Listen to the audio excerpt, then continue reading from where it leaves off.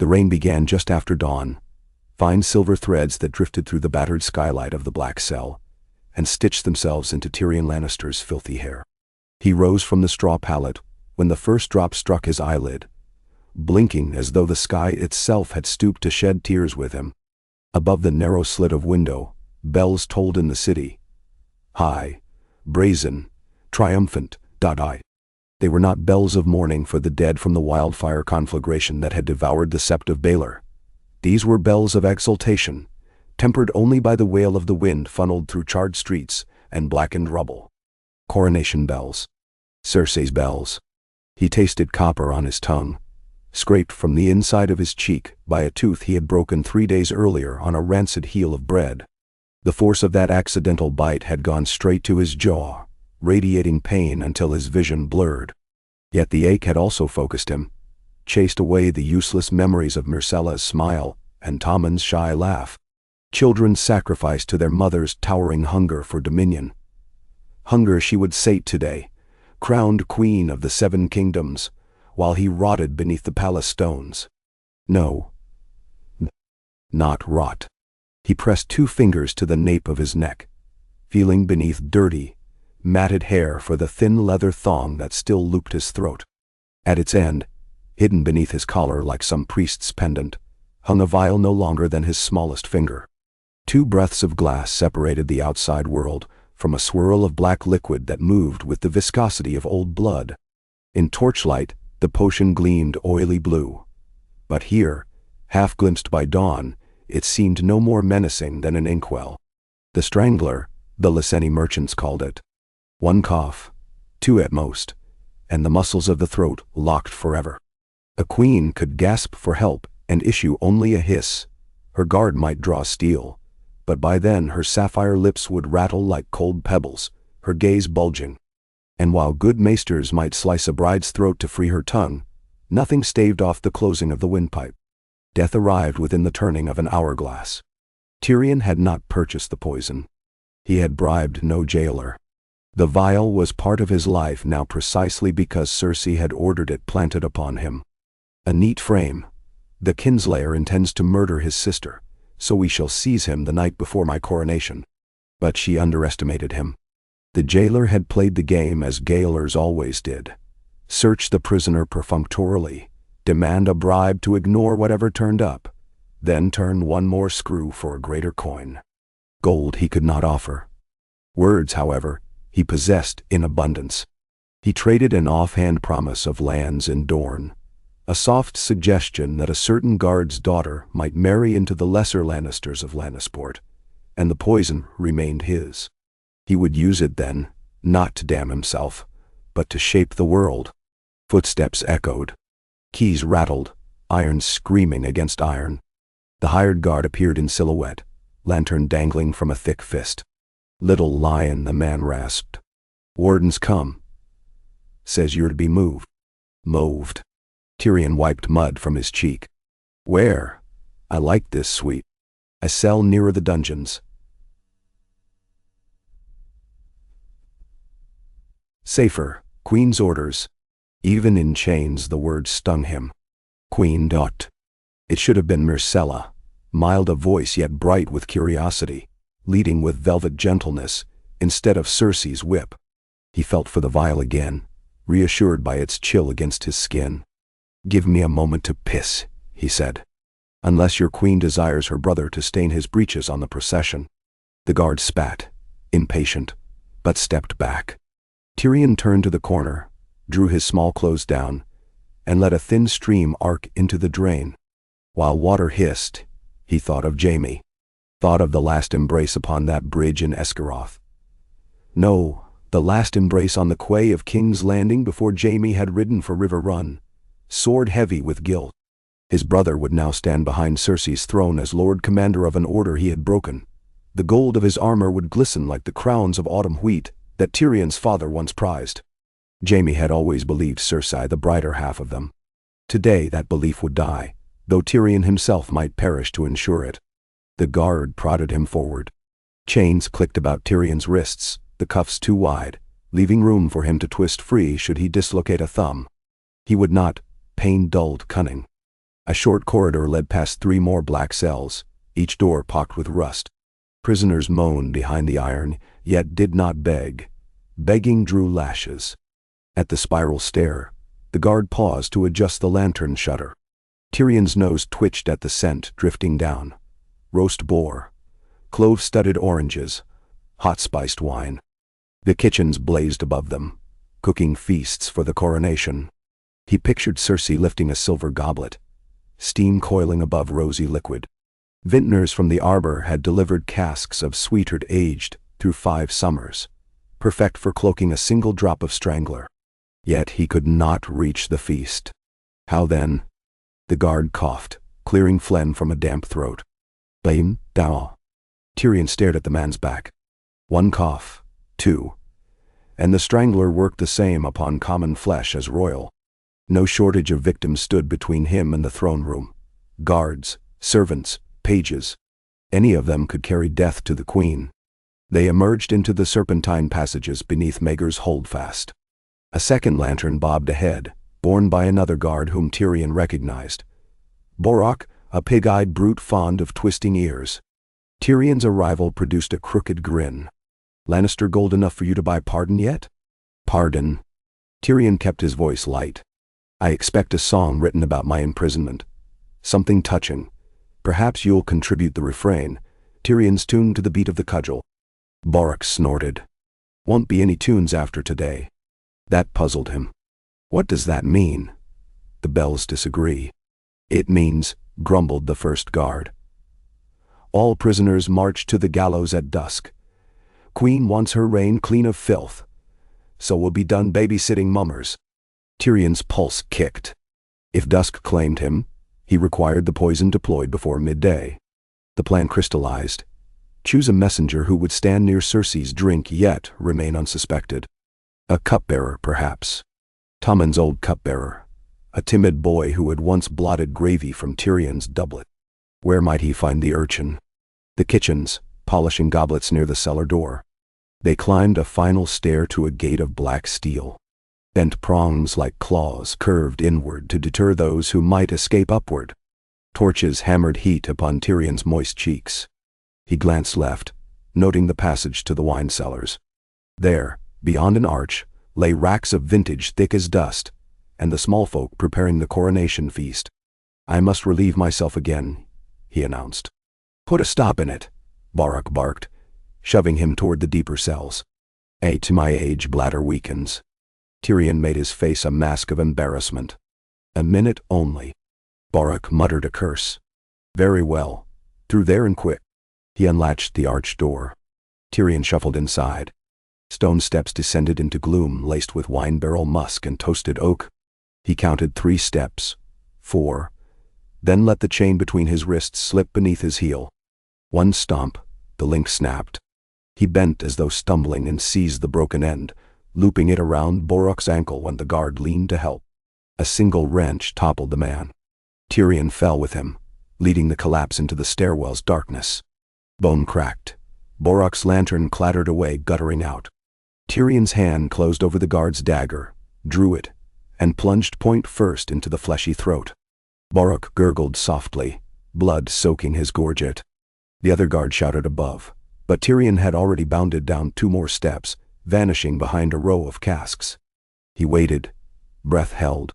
The second guard's boots pounded half the stair before pausing. Borok? Silence. Then retreat.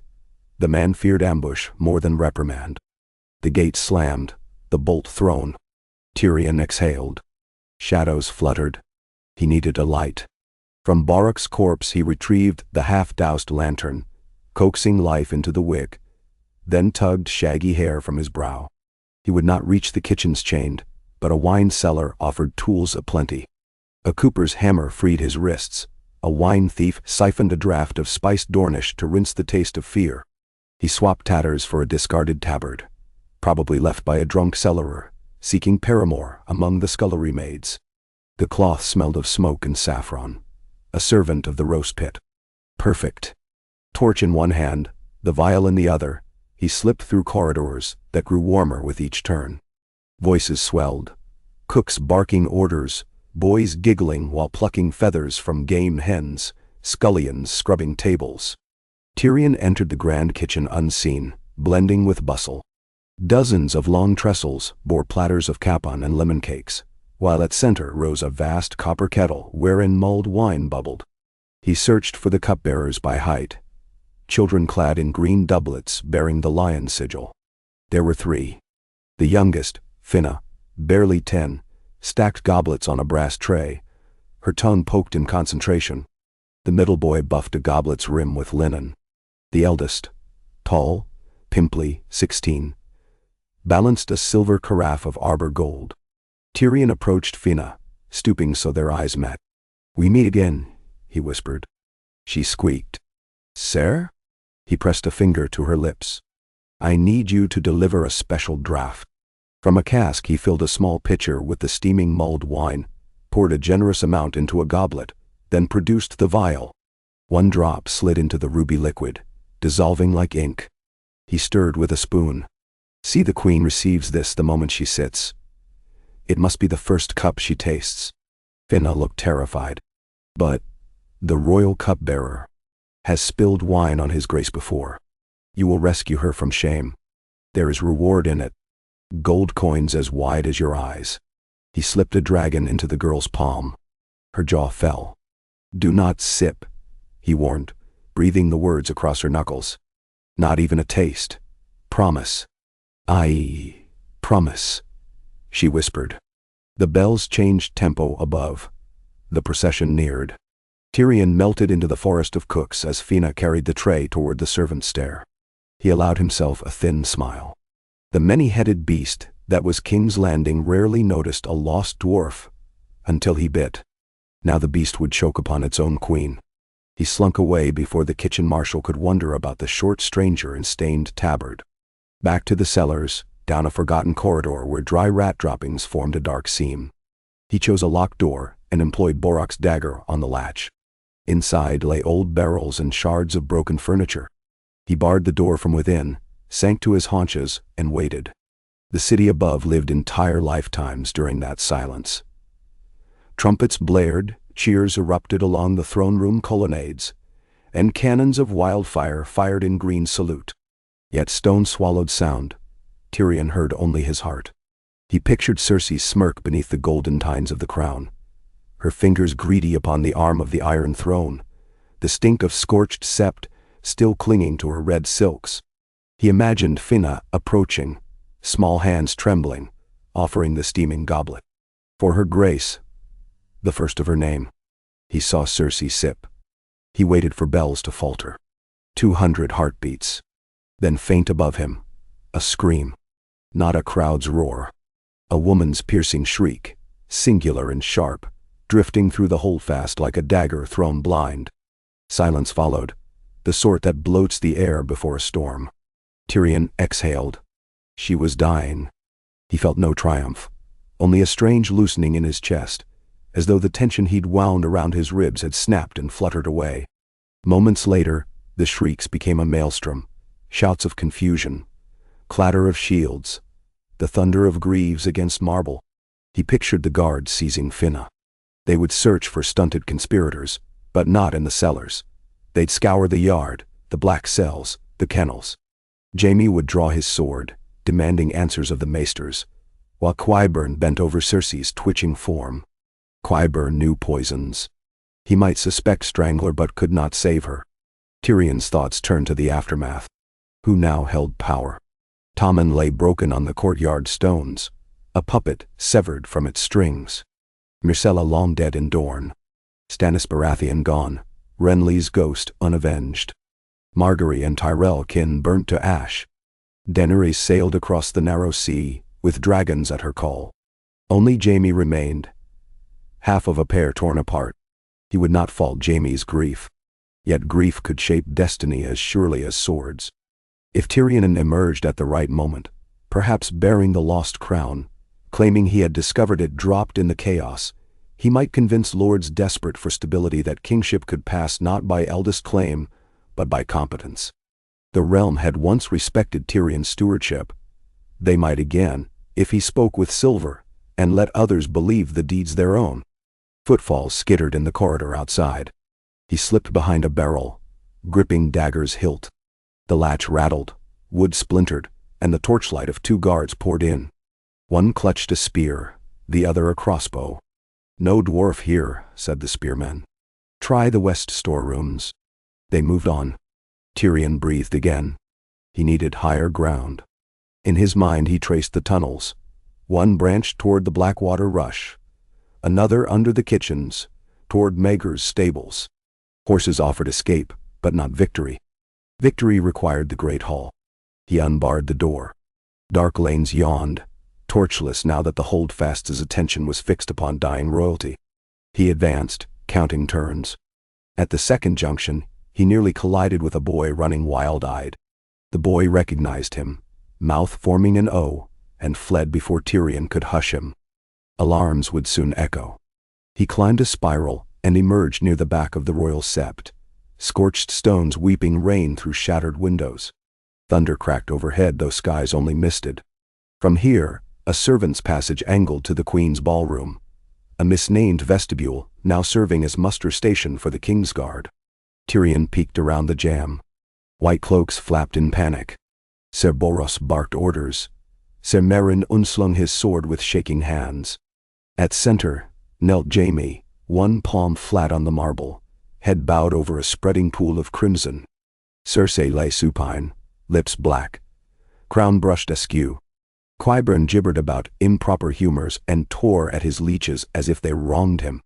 Tyrion watched his twin brother's shoulders quake with sobs, a sound he remembered from childhood, when Jaime had wept at their mother's tomb. Cersei's death cost him half his heart. Tyrion felt the weight of that theft. Ser Boros shouted for the guards to seal the Red Keep. Tyrion's chance to step forth dwindled. He must move before panic hardened into suspicion.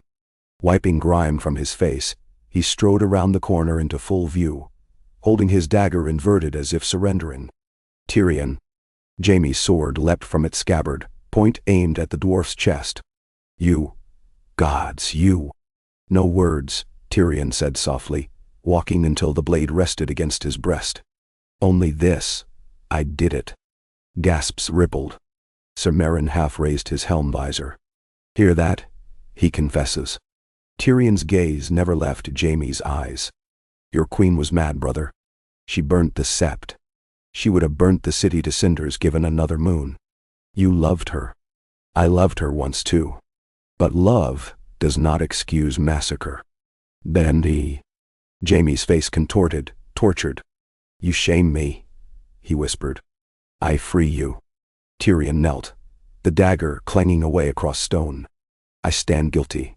Execute me and claim your honor, Sir Jaime Lannister, Lord Commander of the Kingsguard. Spare King's Landing from further blood." "King's Landing has no king," Ser Boros barked. "Nor queen." Tyrion's words echoed. "Someone must govern until a council elects a new sovereign. Who better than the knight who slew his own kin to save the realm, twice?" He let the sarcasm hang. Jaime trembled. "And you? You go to the headsman?" Tyrion met his twin's gaze with a sad smile. "I go to the gods. Let history judge me." He bowed his head. Ser Boros advanced, gauntlet closing on Tyrion's shoulder. But Jaime's sword rebuffed him. "No," said Jaime. "I will take the dwarf." He sheathed steel, hauled Tyrion up, and marched him past the shocked assembly. Down corridors, they strode until stone gave way to an overlook above the bay. Wind whipped cloaks, driving rain sideways. "Why?" Jaime croaked. "I told you," Tyrion murmured. "To free you. To free us all." Jaime shoved him to the parapet, tears mingling with rain. "I cannot kill you. I never asked you to." Tyrion leaned against cold stone. "Let me live then, in exile. Put me on a ship bound for the narrow sea. Announce my execution, toss a head in a sack if it pleases the mob. You will rule until the council chooses a monarch. The realm may survive." Lightning split the sky. In the flash, Tyrion saw his brother's conflict warring beneath pale skin. "Go," Jaime said at last, voice ragged. "Tonight. I will arrange a boat. Then, thank you." Tyrion reached to clasp Jaime's wrist. "I am sorry. For Cersei. For everything." Jaime turned away. "Find a new name, brother. And pray Daenerys Targaryen proves less your match than Cersei." Moonless night lowered upon Blackwater Bay when Tyrion slipped aboard the river sloop Hidden Sister. 6 gold cloaks watched from shadowed quay, paid more than they'd earn in 10 years' duty to look aside. Jaime stood last among them, cloak-hooded. He offered Tyrion a roll of parchment, sealed with wax, stamped by the lion. "A map to old Volantis," he said. "And letters of credit. Father's gold may still buy you friends." Tyrion pocketed the scroll. "You will hold the city?" "I will try." Tyrion nodded, then paused.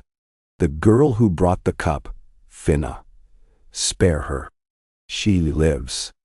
Jaime's eyes glimmered. "I told them she was coerced.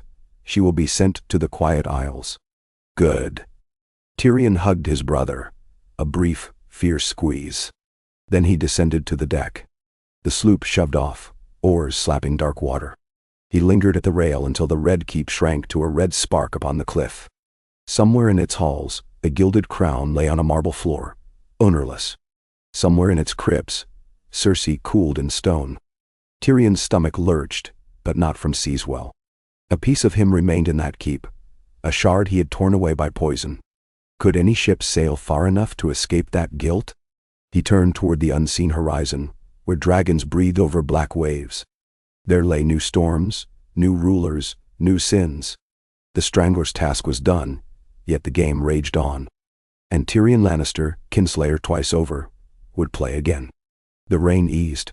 Stars pricked open like silent watchers. Tyrion drew the hood close, and for the first time in many years, he whispered a prayer. To no god of Westeros, not the Seven nor the Red God, but to a mother who loved both her flawed twins and died bringing life into the world. "Guide me," he asked the darkness. "Guide us all." The sea answered only with the sound of oars, steady and relentless, beating time as the sloop slipped into the night beyond Casterly Rock shadow, toward a future where crowns were poisoned chalices and dwarves might yet shape the fates of kings. The Hidden Sister coasted south with a tailwind strong enough to strain every mast rope, yet Tyrion Lannister felt as though time itself had slowed to a viscous trickle. He spent the first night wedged between hemp bales, listening to gulls wheel above the breakers, and to 30 silent oarsmen whose eyes avoided his. Once, when the moon rode high behind tatters of cloud, he caught one sailor staring at him over a coil of line. The man's gaze brimmed with mixture, awe, revulsion, and the sort of caution reserved for half-remembered ghost stories. Word traveled quickly along the stepstones. A boy who had smuggled himself aboard the Scrimp Passage to Duskendale whispered to another that this stunted passenger killed queens. By dawn, an unspoken accord walled him off from every deckhand. Tyrion did not mind. Silence granted room for reckoning, and reckoning was a sea broader than the narrow at its widest. He awoke on the third morning to find a salt crust on his beard and a fresh ache at the base of his skull, as if Cersei's dying rattle still clung to him, like phantom talons. Each time he closed his eyes, he saw her crown tumbling, felt, impossibly, the vibration in his bones as iron touched marble and rolled away. No anthem of bells could drown that sound. By agreement with Jaime, the Hidden Sister aimed for the free city of Volantis, but the captain, an Esosai trader named Nasano Kell, hoped to replenish in Gulltown first. Tyrion spent 6 days sailing the Gulltown run, days edged in stormlight and gull cries, drinking spiced rum that blistered his tongue. He held fast to a single purpose: arrive alive, disappear deeper, and keep breathing until he understood what shape the board had taken. Power abhorred a vacuum. Cersei's fall cut a hole as vast as the dragon pit. The vacuum filled sooner than he expected. On the evening, Tyrion first glimpsed the fingers. A cinnamon dusk smeared over the Val's peaks. The watchman shouted a sail to starboard. Moments later, an ironclad galley knifed from behind a headland, black banners streaming from her stern. The device on the cloth, 3 crowned skulls ringed in thorns, told Tyrion everything. Ironborn. Euron Greyjoy's reaving fleet had already prowled the Vale coast for slaves and plunder. Captain Nisano came pounding down the ladder. saffron cloak flapping. "They'll rake us and sell us," he hissed. "Can you pay them?" Tyrion slid from the hammock and steadied himself. "I murdered a queen. Involuntarily, I am light of pockets just now." Nisano sobbed a curse. "Then pray your brother's coins are real." Jaime's letters of credit, ink drying on vellum, rested in Tyrion's doublet. But Euron reveled not in parchment, only in spilt blood. Tyrion considered the possibilities. Surrender and hope for ransom? Dive overboard? With his stature, open sea meant certain drowning. So he gripped a baluster on the tiny stern castle, watching the iron galley take the wind like a hawk flexing its wings. Its prow wore a spiked ram shaped into a kraken's beak. "Run for the shoals," he told Nisano. "Too shallow for that hull. They'll board before we make it. Then we hold them on the ladder." Tyrion's mind ticked. "Have you any wildfire?" The captain goggled. "Wildfire, God's man. A few jars of lantern oil perhaps, and pitch. Even a cask of volatile spirits." "Melimsau." Nisano swallowed. "The foaming tide brandy in the forward hold, twice distilled. That will burn." Tyrion's mouth twisted into a smile devoid of joy. "Flood the rear deck. Light it when their grapnels bite. And the hidden sister will roast us alive if we misjudge. Life rarely leaves us clean choices." Tyrion drew Jaime's dagger, kept despite the captain's fretful protests, and clambered, wobbling, onto a coil of rope for height's sake. He shouted orders like a man thrice his size. Better still, he invoked names. "Do it for the Lord Commander of the King's Guard," he cried. "Who gifted you this dwarf as freight? Do it for gold thicker than your children's necks." The last phrase carried purchase. Sailors scurried to prize rings from pitch barrels.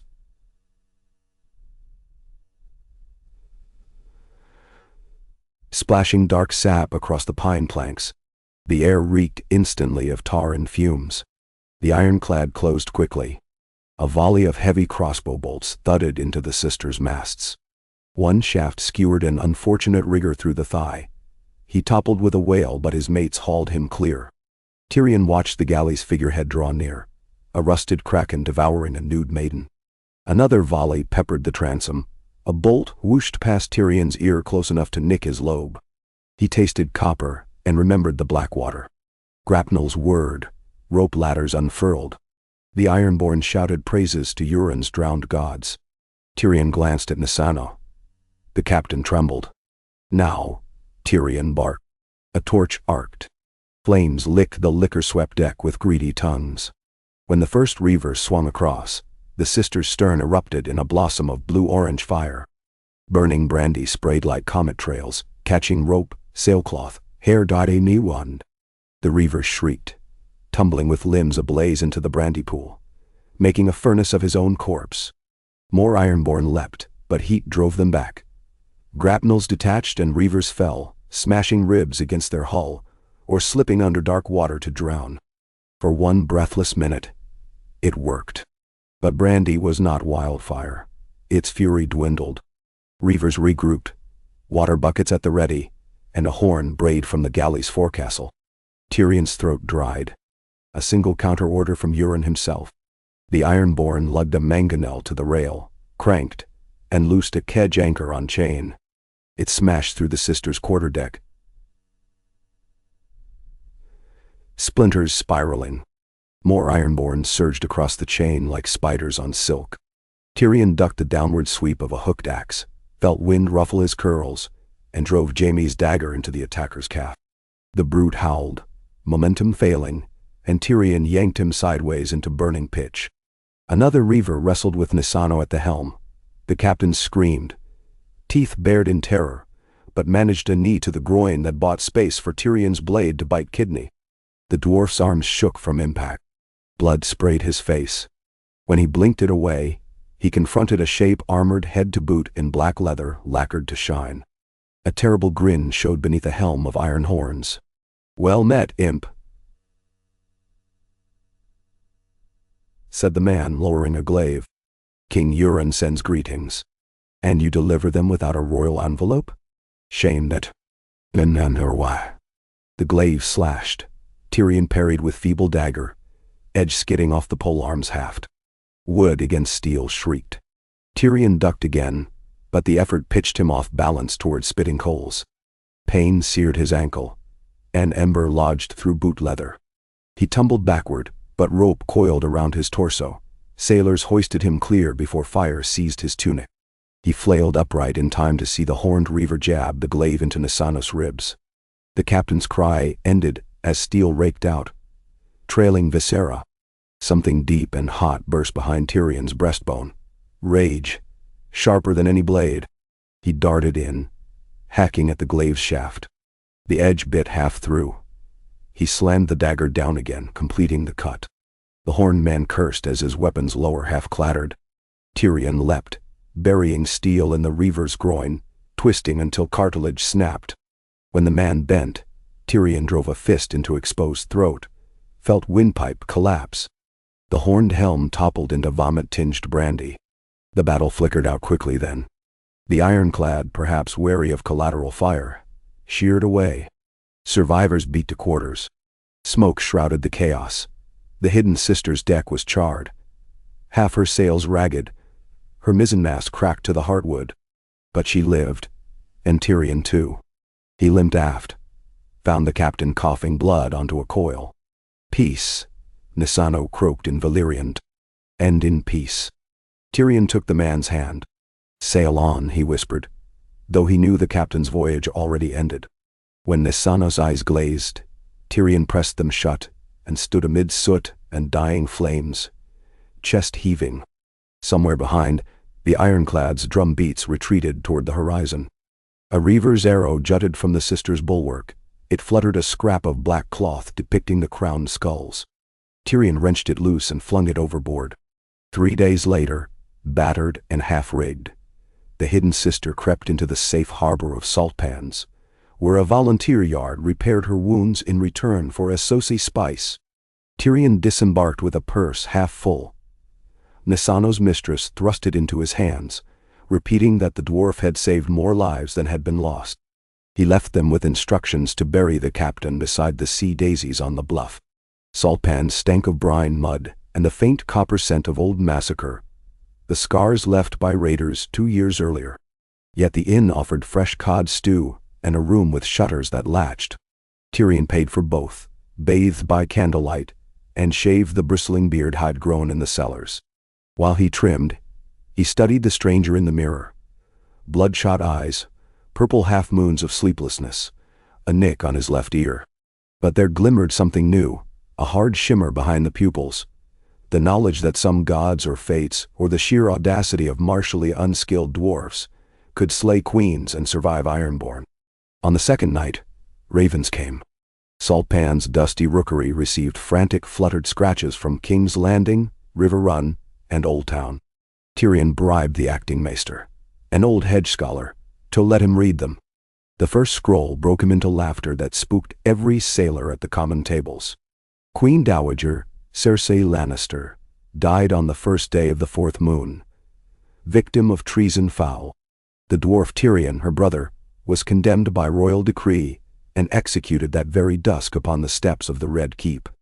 His head was presented to crowds to quell disorder. So Jaime had kept half his promise. Tyrion ran fingertips over his own stubbled jaw and wondered whose head wore his likeness, one of Varys Jar's perhaps. The small council, newly minted under Lord Regent Jaime Lannister, proclaimed stabilizing edicts: bread rations for the flea-bottom poor, reparations for sept losses, and an amnesty for lords who bent knee within a fortnight. Qyburn had been stripped of all titles and vanished from court. More telling was the second raven from Old Town. The Citadel's archmaesters announced King's Landing no longer recognized as seat of unquestioned authority. Maesterly lines of ravens henceforth would heed counsels, aligned to the flourishing of realm and reason.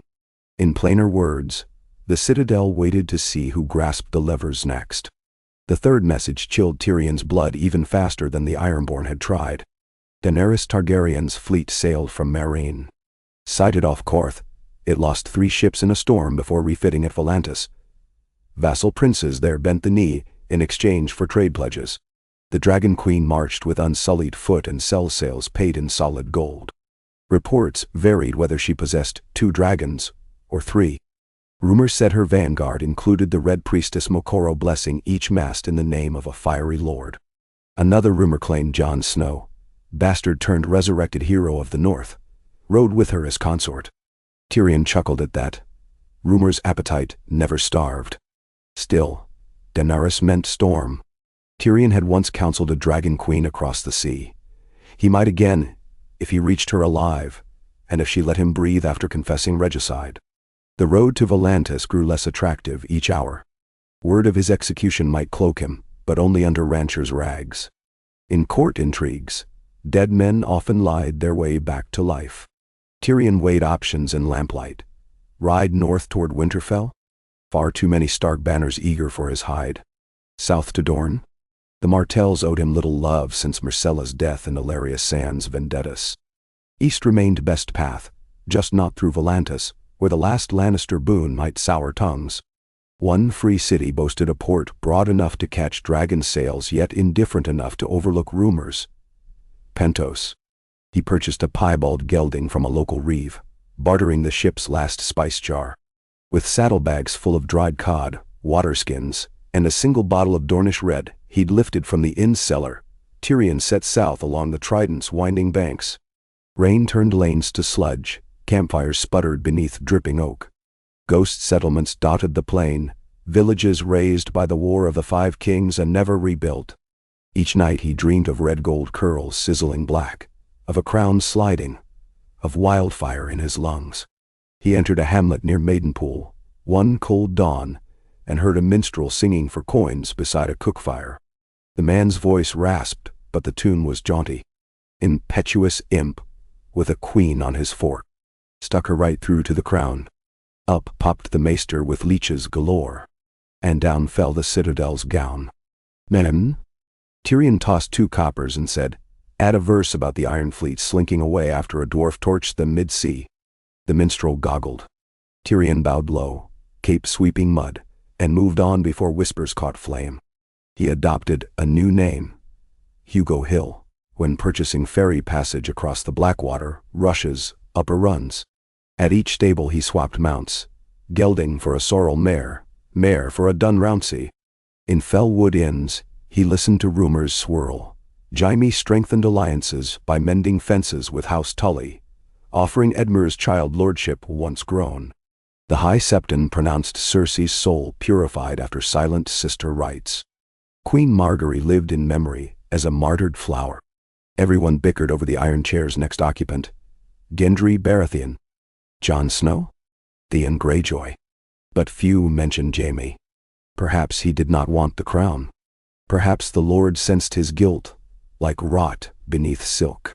One evening beyond Harrenhal's shadow, Tyrion crossed paths with a traveling septon and 5 acolytes bearing relics to the Riverlands. Tyrion shared his last bottle of wine. Around the campfire, the septon spoke of dreams. In his, lions fought dragons over fields of ash while a shadow dwarf tipped the scale with a sparkling crown. Tyrion asked what color the crown shone. "Red as a maid's first blood," the septon said. Or perhaps that was the fire. Tyrion slept badly.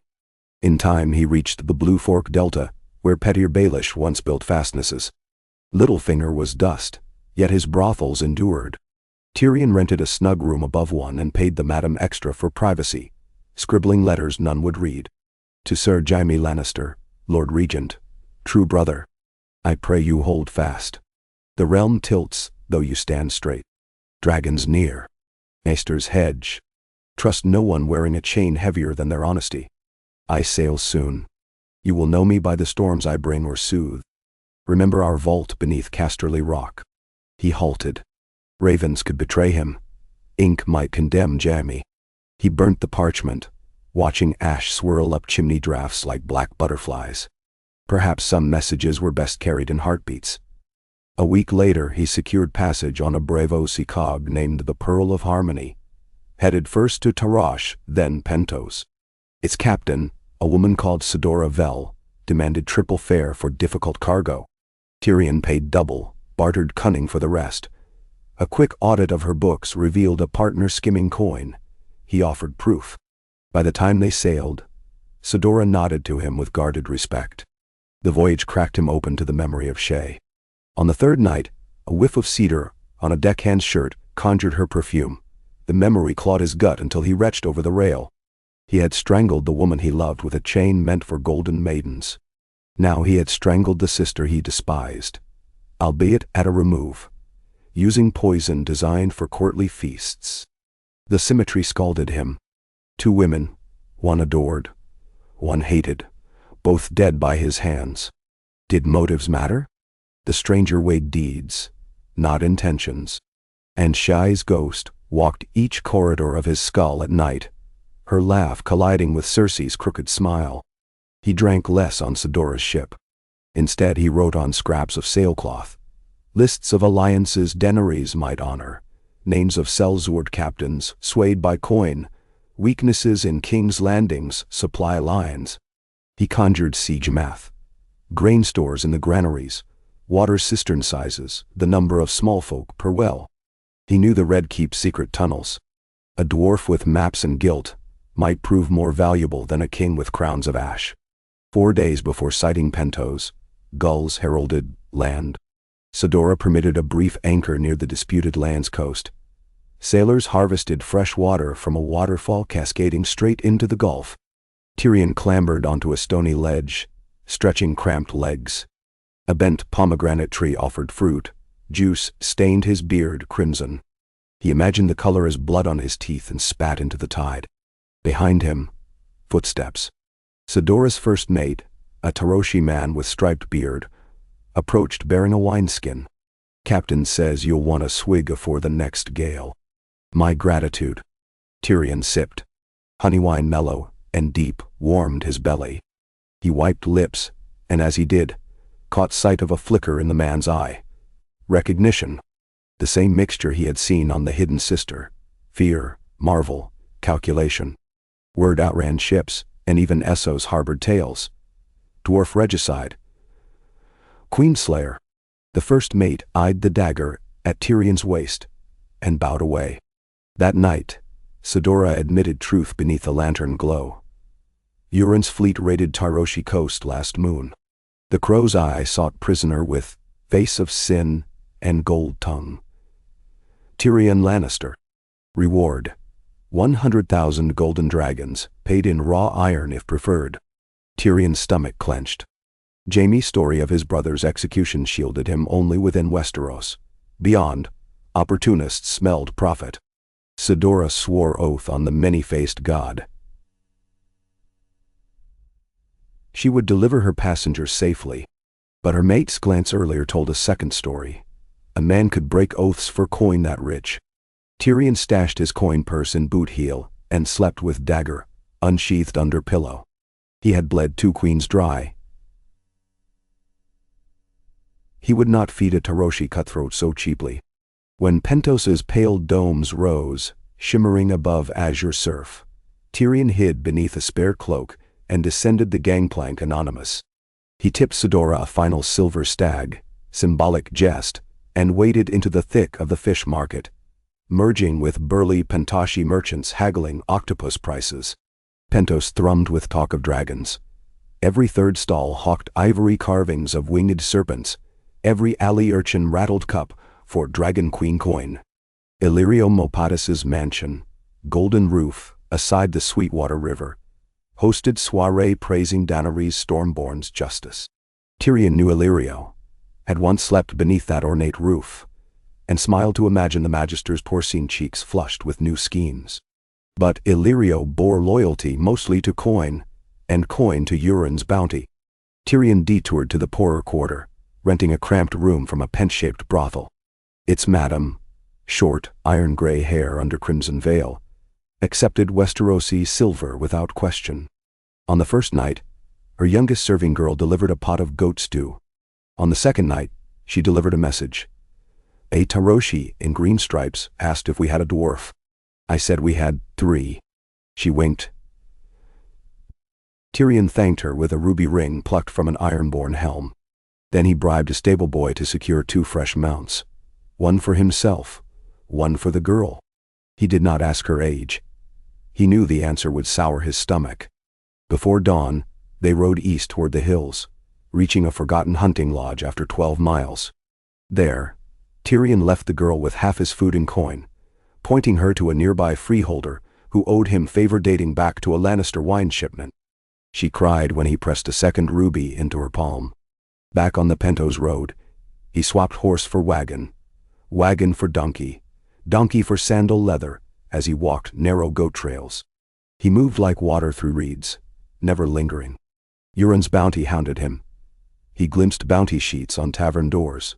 Imp of Casterly Rock wanted, dead or alive. Each likeness skewed. Some gave him horns, others tusks. Some depicted him clutching a goblet, queen's blood dripping. At the mouth of the Rhoyne Delta, Tyrion found a smuggler whose face he recognized from Bravos. Coliquo Turns, once a sell-sail who ferried various little birds. Coliquo's ship, the Spirit of Rhoynar, awaited tide to sail upriver. For a sack of silver, he offered a berth to Selhorese plus secrecy. Tyrion boarded under name, Hugor Stone. He spent the voyage drafting speeches for Daenerys.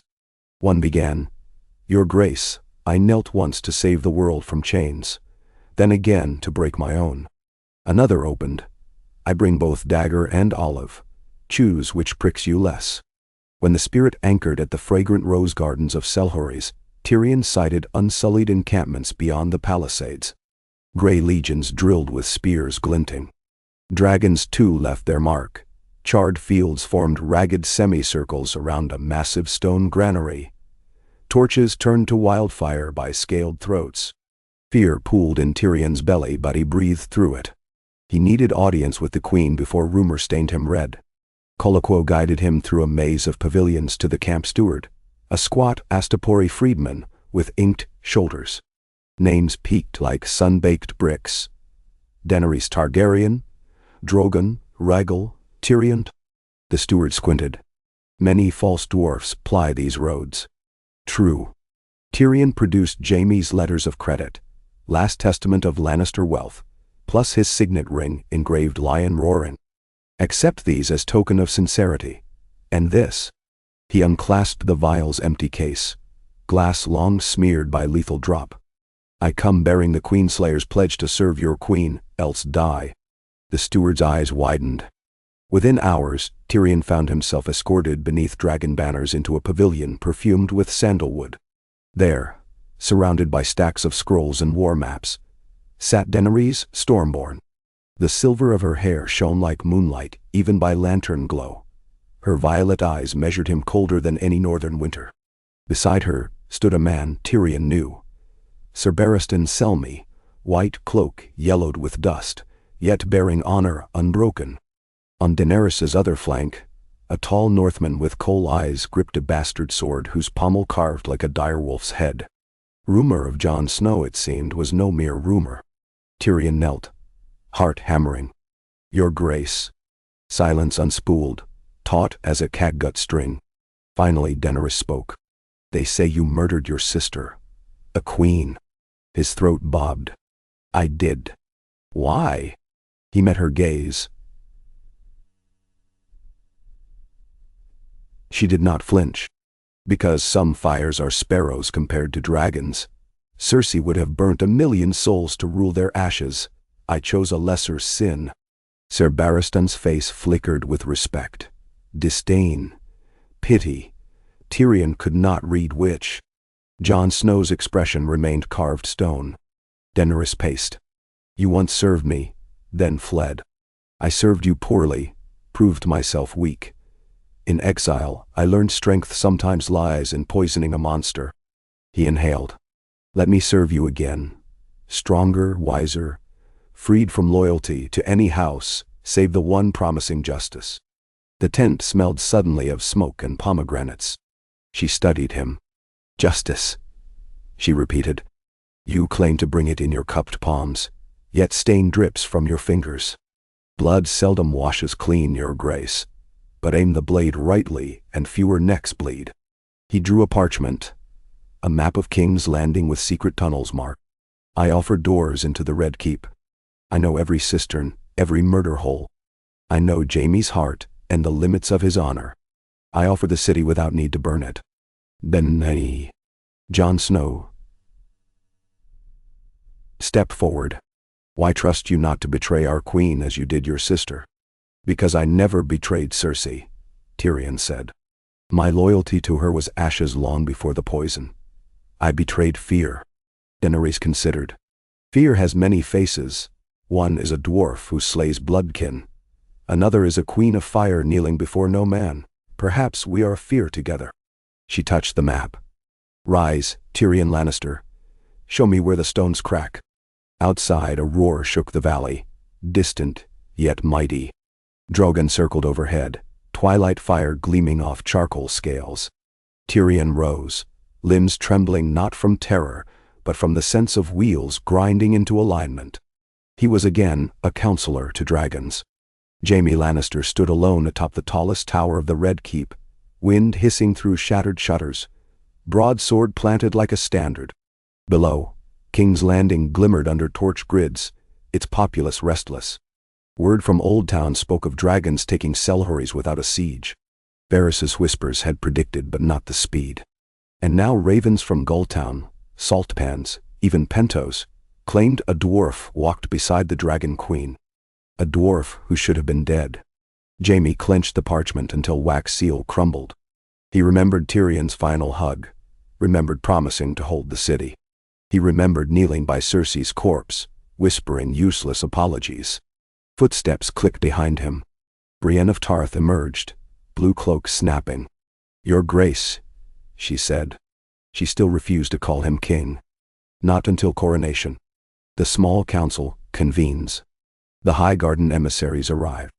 And now, Jaime's eyes, weary, tracked smoke columns on the horizon. Camps of refugee reachmen fleeing Euron salt ships. Is it treason to hope dragons arrive before I crown myself? Brienne's brow knitted. If we surrender gates, it spares small folk. And damns my honor. He tasted bile. Tyrion would say, honor lives only in stories. Tyrion, she echoed softly.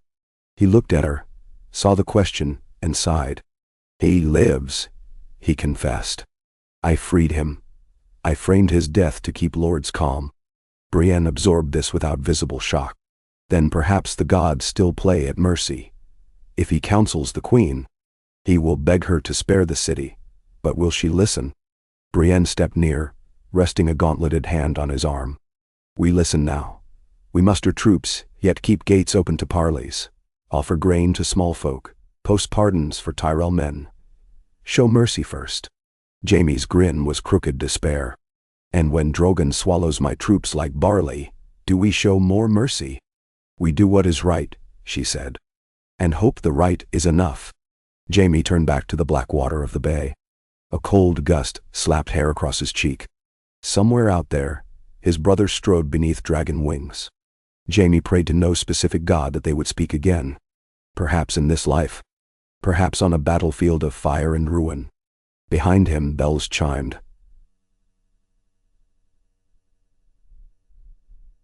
Softer than coronation bells, yet urgent as beating hearts.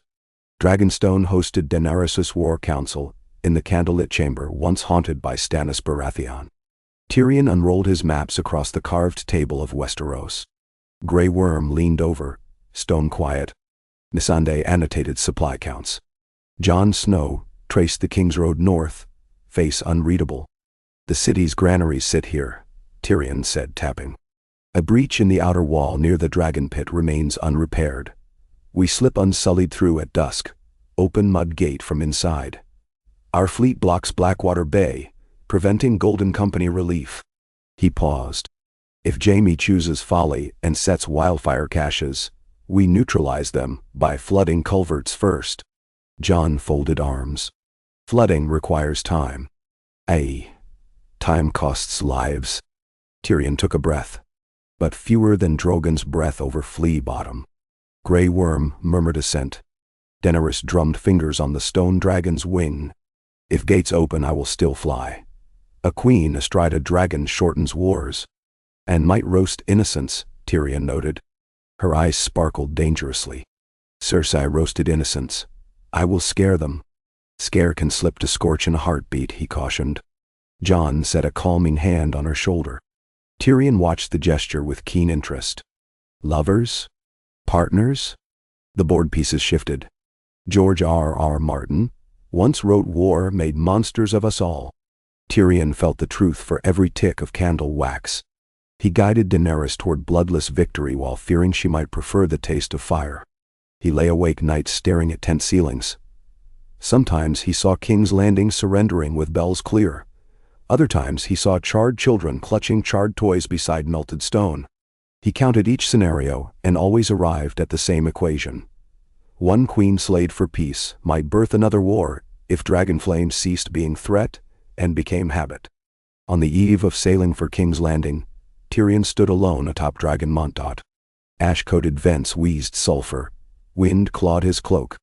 The horizon boiled with storm, real thunder this time.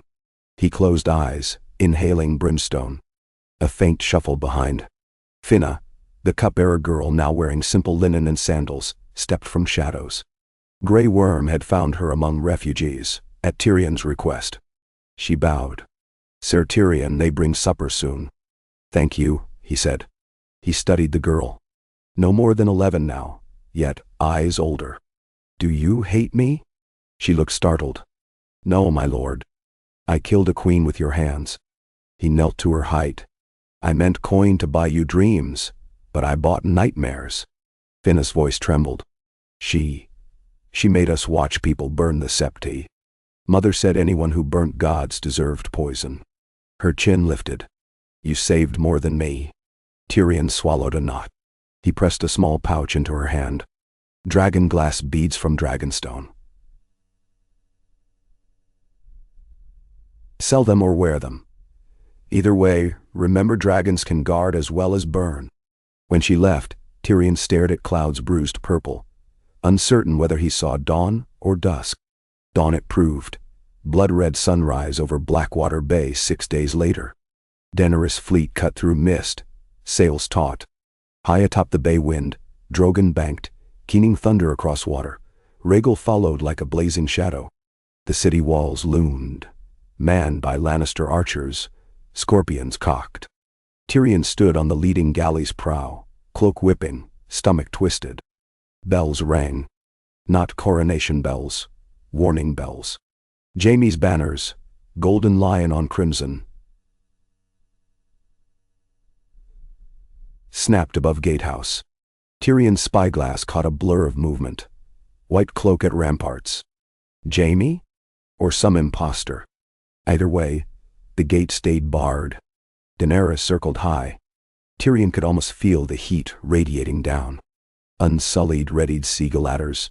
Trebuchets clicked. He breathed, counting heartbeats. Wait for the hidden signal. A white banner with gold stripe hoisted halfway. Wait. Wait. Stone crashed from the wall as a trebuchet misfired, dust spiraled. Yet still he waited. Then the banner rose. White. Gold stripe, trembling in wind. Mudgate's portcullis groaned upward. Tyrion's knees wobbled with relief. He waved green lantern thrice. Advance. Unsullied columns surged. Iron hinges shrieked as gate yawned. Tyrion's galley veered to quay. He leapt onto wet cobbles among first file.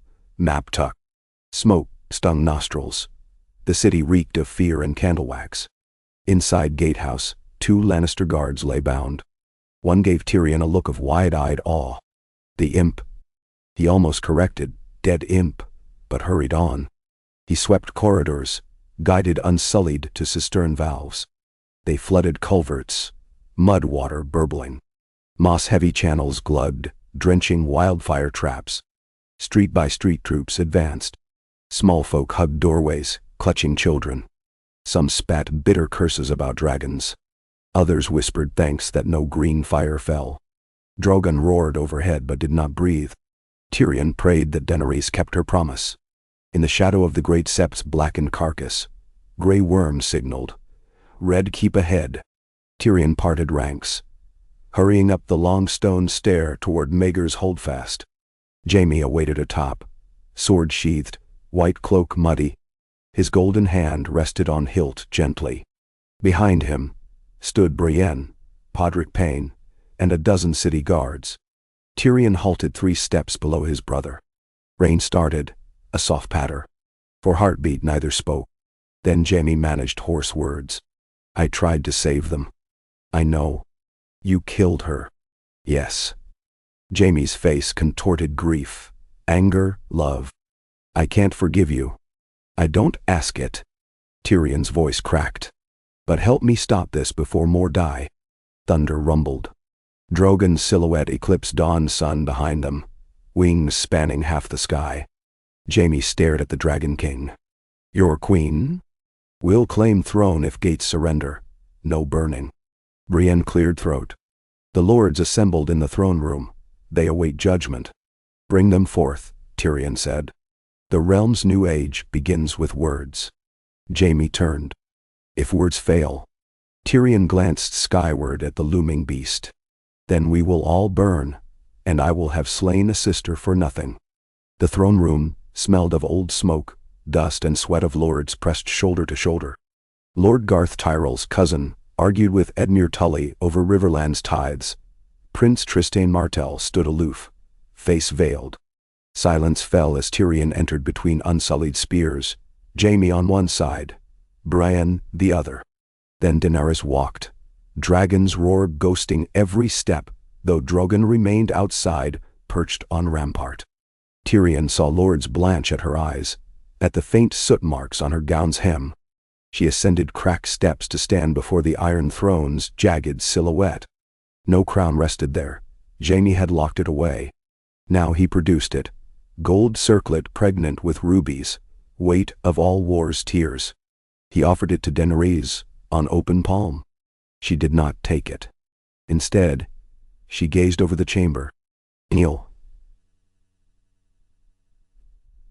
she said. Some did at once. Others hesitated, fear meeting pride. Tyrion heard Grey Worm tighten grip on spear. Daenerys raised a hand, spear stilled. She looked to Tyrion. His heart hammered. He stepped forward. Lords and ladies, he addressed, voice echoing off stone. Behold a queen come not to burn the world but to heal it.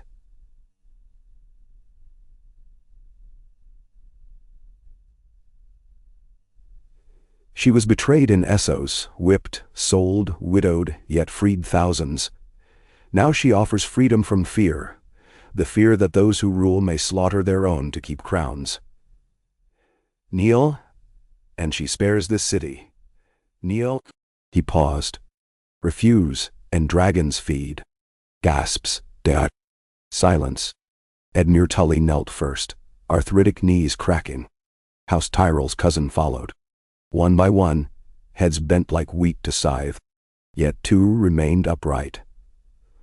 Lord Randall Tarley, grim pride, and Lord Paxter Redwine, sweating. Daenerys observed, unmoving. Tyrion's pulse thudded. My lords.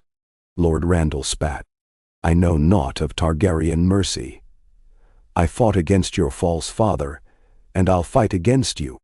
Redwine shuffled, but did not kneel.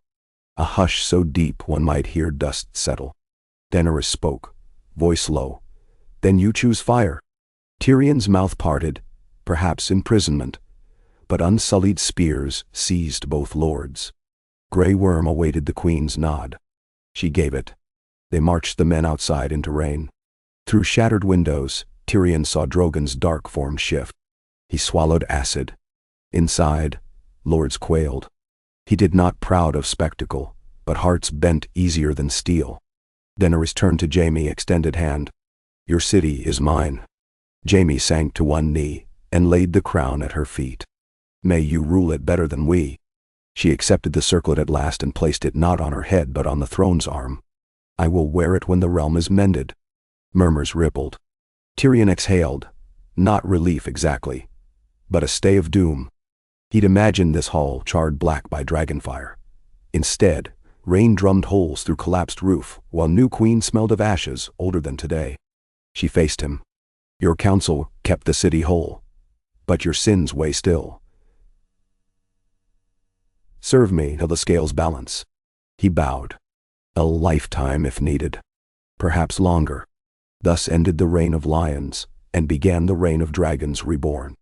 Yet Tyrion, kneeling amid puddles on mosaic floor, understood stone's memory. Crowns, like ghosts, never truly die. They linger, whispering demands. He had killed sister, toppled brother's line, and offered kingdom to dragons in hope of better dawn.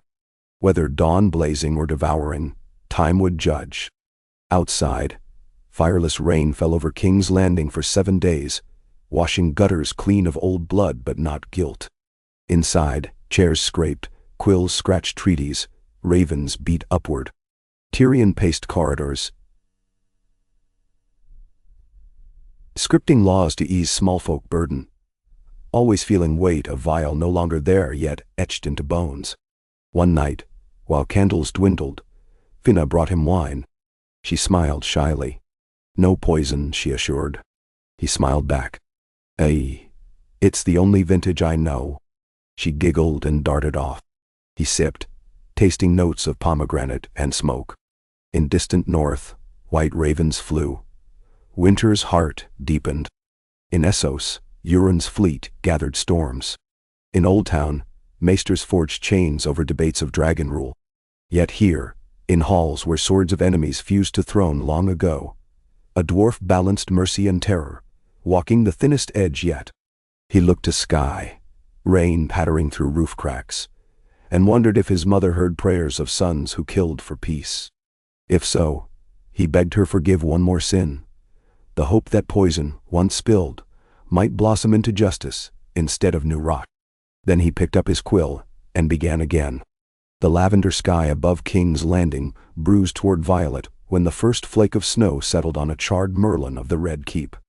It melted at once, hissing against stone still warm from dragonfire, yet its arrival broke a silence that had lain heavily upon the city since Daenerys' bloodless conquest. Tyrion Lannister stood on the outer parapet, breath ghosting from his lips, and watched a second flake drift, swirl, vanish.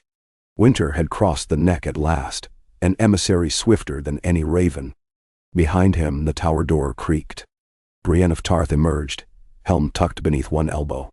She glanced at the sky, then down at him. Grey Worm says you ordered the city granaries opened? Tyrion twitched a rueful grin.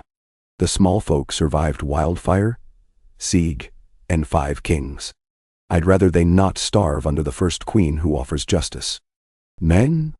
His captains worry the stocks won't last till harvest. They'll last if the Reach convoys sail before the bay freezes. That means we must clear Euron's blockade. Tyrion tapped a roll of parchment he'd wedged beneath a brick to hold it flat. Daenerys wants to fly tomorrow. Strike the Iron Fleet at anchor, off Massey's Hook. Brienne's mouth tightened. Jaime means to ride with her ground column. I tried to dissuade him. He claims his presence will hearten men uneasy about dragons. No. Will it? Tyrion thought of how the gold cloaks had muttered when Jaime strode the yard, white cloak fluttering over lion plate, the color of fading sunlight. Perhaps. He folded the parchment. You ride beside him? I am sworn. Brienne's voice shook only slightly. Tyrion touched her plated wrist. Keep him alive. I've slain 1 sibling already this year. 2 would spoil the set. Brienne managed a grim smile. You jest to mask fear. Always. Tyrion's gaze returned to the horizon where gathering clouds smothered dusk in ragged purple. Winter's drunk deep. The board shifts faster than any of us can count the pieces. On the morrow, the sky hardened to slate, and a wind knifed in from the east, ripping banners, scattering gulls. On Dragonstone's black beach, Daenerys Targaryen, mounted Drogon, armor of blackened steel etched with Valyrian glyphs that glimmered like starlight. Tyrion,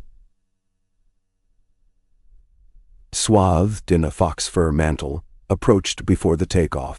The wind favors us, the queen said without turning. If the Iron Fleet hides in Massey's Cove, we strike with sun at our backs. A fine plan. Save the sun hides today. Tyrion nodded toward the dull heavens. Their ballistae will track shape against gray as easily as against blue. Daenerys stroked Drogon's neck. The beast hummed. Hot sulfur curling from fanged jaws. You would have me wait. I would have you triumph, Tyrion corrected. And my numbers say their scorpions are fewer than half repaired. One more day till lash waves will loosen bolts, rot their sinews. She regarded him, violet eyes unreadable. Fear makes wise men of us all, Lannister. Yet I have lived with fear since birth. It bends me no longer. Tyrion bowed. Then permit me to board the flagship, Golden Heart, alongside you. Someone should count the flaming wrecks and tally the cost. Her expression softened. Something between tolerance and affection. Keep to the rear deck. A dragon's fury leaves little room for accountants. An hour later, Drogon's wings thundered over churning surf, his shadow racing across whitecaps like a promise of doom. Rhaegal. Smaller since Viserion's death beyond the wall, followed close, ridden by Jon Snow in black half-plate. From the merged host on the strand, unsullied spear points, Northmen shaggy in furs, a scattering of remnant Tyrell levies, rose broken cheers, thin in the wind.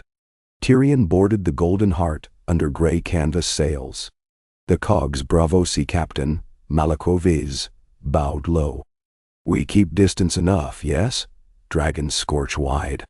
Distance but not cowardice, Tyrion answered, tightening the laces on his duskin gloves. When Drogon smashes their center, cut inside and rake the flagship. Look for black sails painted with crowned skulls. Man. Malako spat over the rail. Crow's eye, he muttered in thick accent. His skull soon crownless. Tyrion wished confidence were armor. He turned aft, scanning the deck. 2 ballistae manned by nervous Tyroshi gunners, barrels of pitch, a lantern ready to set them ablaze. Around his feet scurried gull-feathered salt air and the persistent perfume of fear. Euron Greyjoy paced the quarterdeck of silence, leather coat crusted with brine, sapphire eye patch sparkling each time a wave slapped the hull. Massey's Cove lay calm, fog veiling the channel, but distant horns told of Dragonstow's fleet bearing down. A priest in tattered black, the half-mad warlock left over from Qarth, knelt intoning prayers to obscure winds. Euron kicked him aside. Your gods never win me battles. The warlock cackled. You court darker powers than I, King Crow.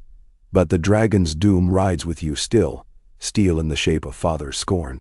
Euron sneered and strode to the scorpion line where 20 heavy ballistae crouched, harpoons tipped with obsidian shards stolen from Hardhome.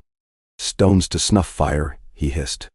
Aim for the beast's wing root, pierce the beating muscle, and earthbound he becomes. A lookout cried from masttop. Winged shadows, west by southwest. Euron's grin split as wide as a sea serpent's jaw. Let them come. The louder the song, the sweeter the silence. Tyrion felt the collision of titans before he saw it. A tremor in the air, as though gods hammered anvils beyond the veil. Then flames streaked the sky, Drogon's breath, searing a scout sloop to molten ruin. The wreck plunged in a hiss of steam, its scorpion never loosed. Golden Heart's deck lurched as a sudden gust, hot and scented of burned flesh, slapped her sails. Hold course, Malako bellowed. Stay abreast the breakers. Ahead, the Iron Fleet formed a crescent. Scorpion swiveling. Drogon banked, black sails glittering red in reflection of his inferno. Harpoons loosed, shrieking. One grazed his left wing, glancing off bone. He roared, sound that made Tyrion's guts vibrate, and Dove, unleashing fire along Silence's larboard flank. Oak planks ballooned, burst. Iron braces glowed. Yet Euron's flagship endured. Its prow ram, plated in black iron, parted flame like a shark through surf, and Silence answered with her own volley. 3 scorpion bolts trailing chains, one buried in Drogon's mid-wing, jerking him sideways. Jon Snow and Rhaegal swooped across, peridot flame ripping the chain before it could reel taut. Tyrion clutched the rail as spray lashed. His voice cracked to the ballista crews. Loose at their helms, blind them. Bolts streaked, thudded into Silence's upper works, splintering masts, but Euron himself ducked, laughing. Tyrion glimpsed the man, a shadow-limbed orange, raising a horn bound in human skin to his lips. The horn's blast rolled across water. At the sound, a second rank of iron-prowed galleys heaved from fog further north, closing like jaws. They carried scorpions too, and cages. In one rattling cage, something vast stirred, scales dull white, eyes dead black. "What madness is that?" Malakwo whispered. Tyrion's blood iced. "He captured a fledgling ice worm," he said. "By the seven." The creature, longer than 2 longships, lashed shackle chains, its breath exhaling cold that glittered like shattered glass. 2 ironborn hurled nets of weirwood rope soaked in blood. Each hissed when the beast's frost touched them, strands turning brittle and white. Then Jon Snow wheeled Rhaegal into the new line, torching a galley prow to stern. Its scorpion exploded, spewing shards. But the iceworm shrieked, a sound like glaciers shearing, and lunged, frost breath swirling toward Rhaegal. The dragon faltered, wing membranes flashing with hoarfrost. Jon clung low on the neck, urging him upward. "Bring the pitch," Tyrion shouted. Barrels rolled. Wicks were lit. Catapults hurled flaming tar into the nearest cold galley. With the smear of black fire on her deck, timbers cracked, but the frost breath met flame and steam geysered, obscuring both lines. Through the murk, Tyrion sensed Silence altering course, prow turning straight for Dragonstone's queen. On Silence's mast tip, Euron's black sail snapped like a carrion banner. He dashed forward, seized the speaking trumpet from startled sailor hands. "Drogon. Pincer right. Look to your left." Whether Daenerys heard or simple instinct guided her, Drogon rolled, flame curling to the far flank. Silence hammered through the steam, ram missing by yards. Their hulls almost kissed. Tyrion saw Euron atop the scorpion nest, hefting something, an oversized crossbow of Valyrian steel. The bolt's barbs glimmered. Time slowed. Drogon's chest heaved, throat bulging with fire. Euron loosed. The bolt flew true, straight toward the dragon's open maw Doachi.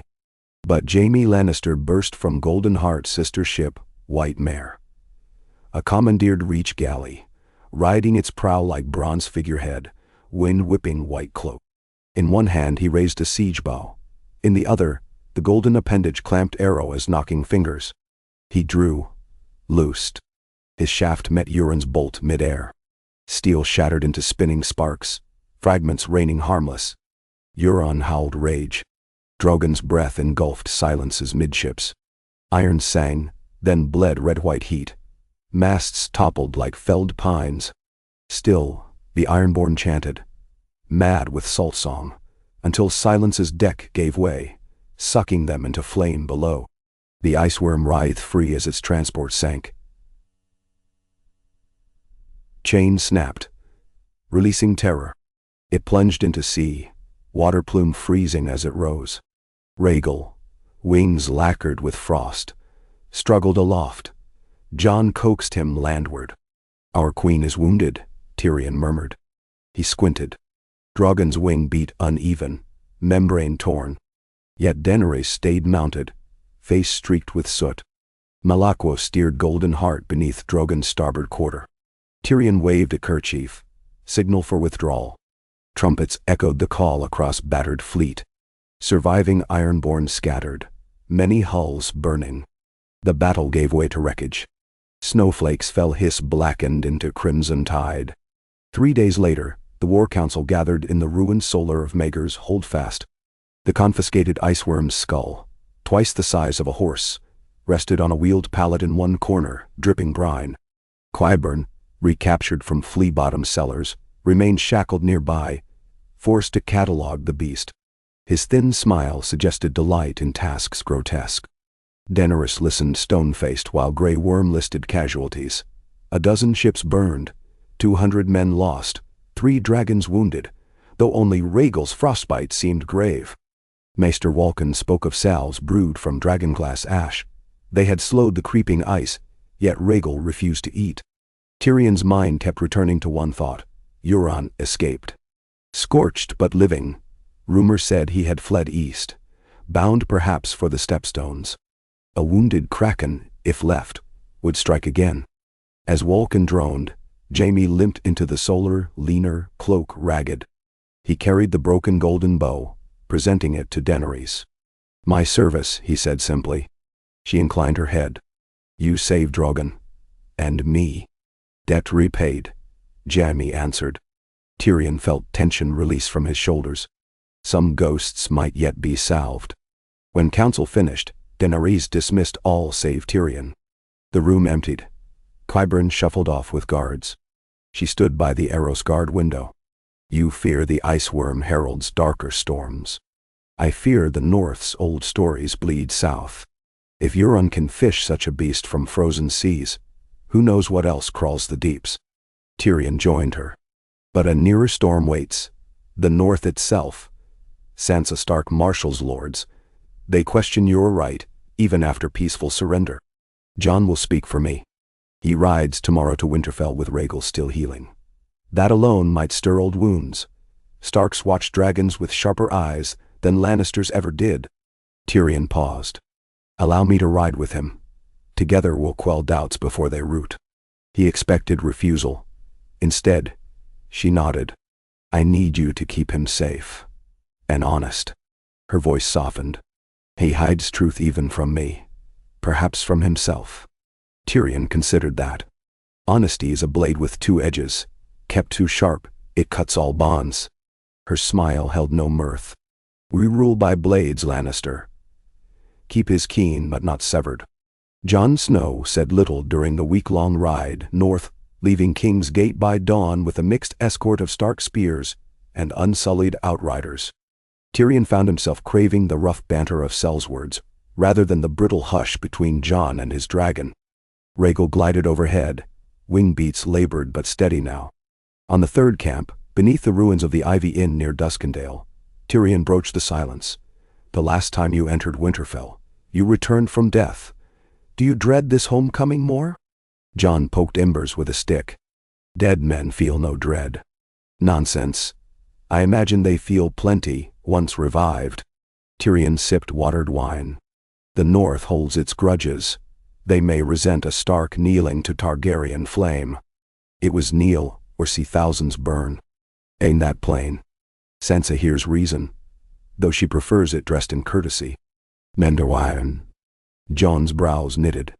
"You think courtesy will sway lords when dragons roost on their walls?"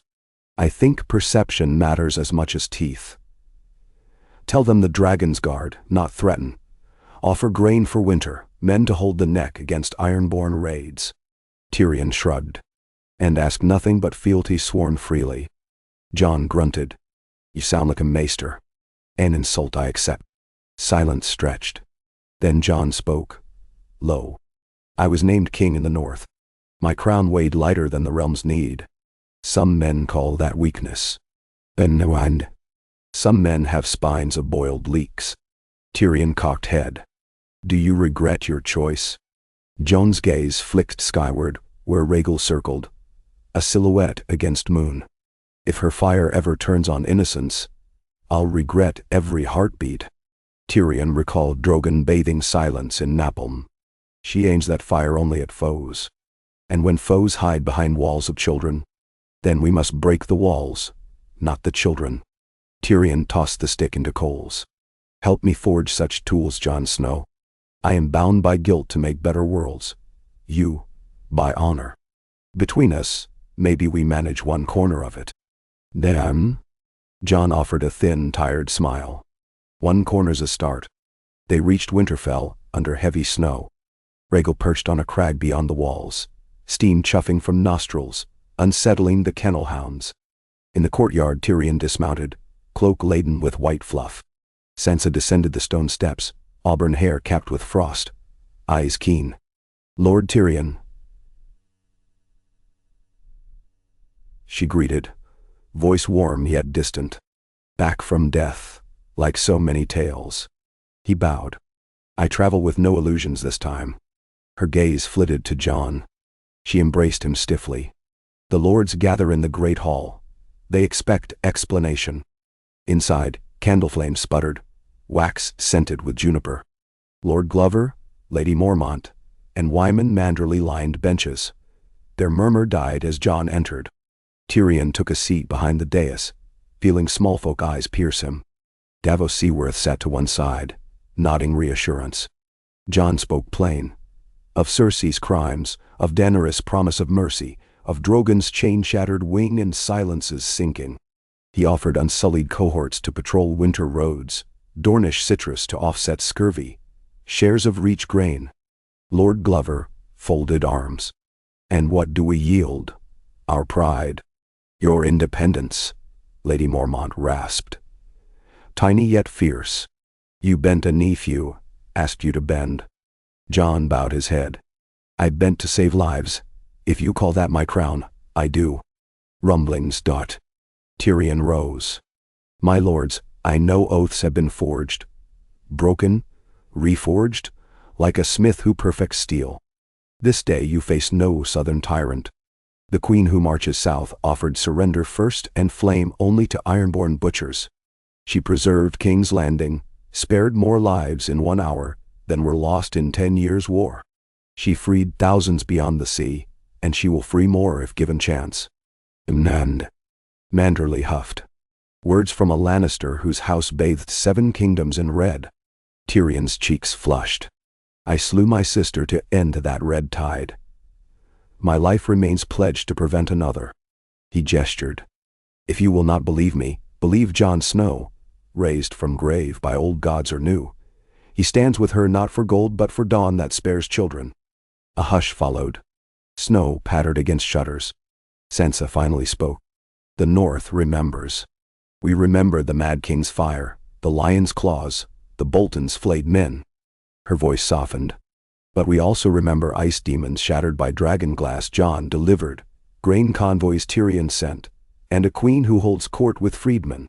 She lifted her chin. The North shall remain the North, ruled by Starks in all but name. We will swear fealty provided our laws stand, our faith respected, and no dragon's flame touch these halls save for warmth. Cheers and grumbles mingled, but no swords drawn. Oaths hammered out by candlelight lasted through dawn.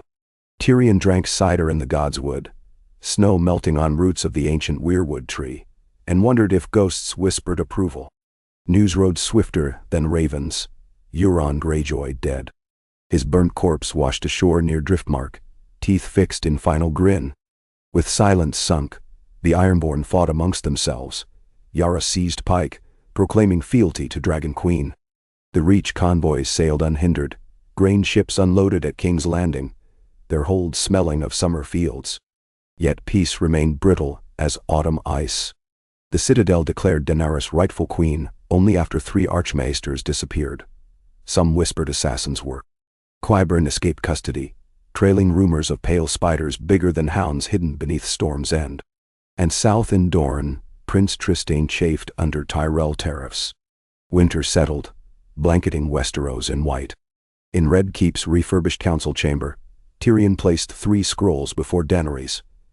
One on Citadel intrigues, one on Dornish restlessness, one on Grey Plague spreading in Myr. She rubbed temples. The realm bleeds from 1,000 cuts. Small cuts heal if stitched promptly. Tyrion poured wine. Shall we begin with Dorne? A marriage alliance, perhaps? Gendry Baratheon still unwed. No, she said. I will not barter men like coins.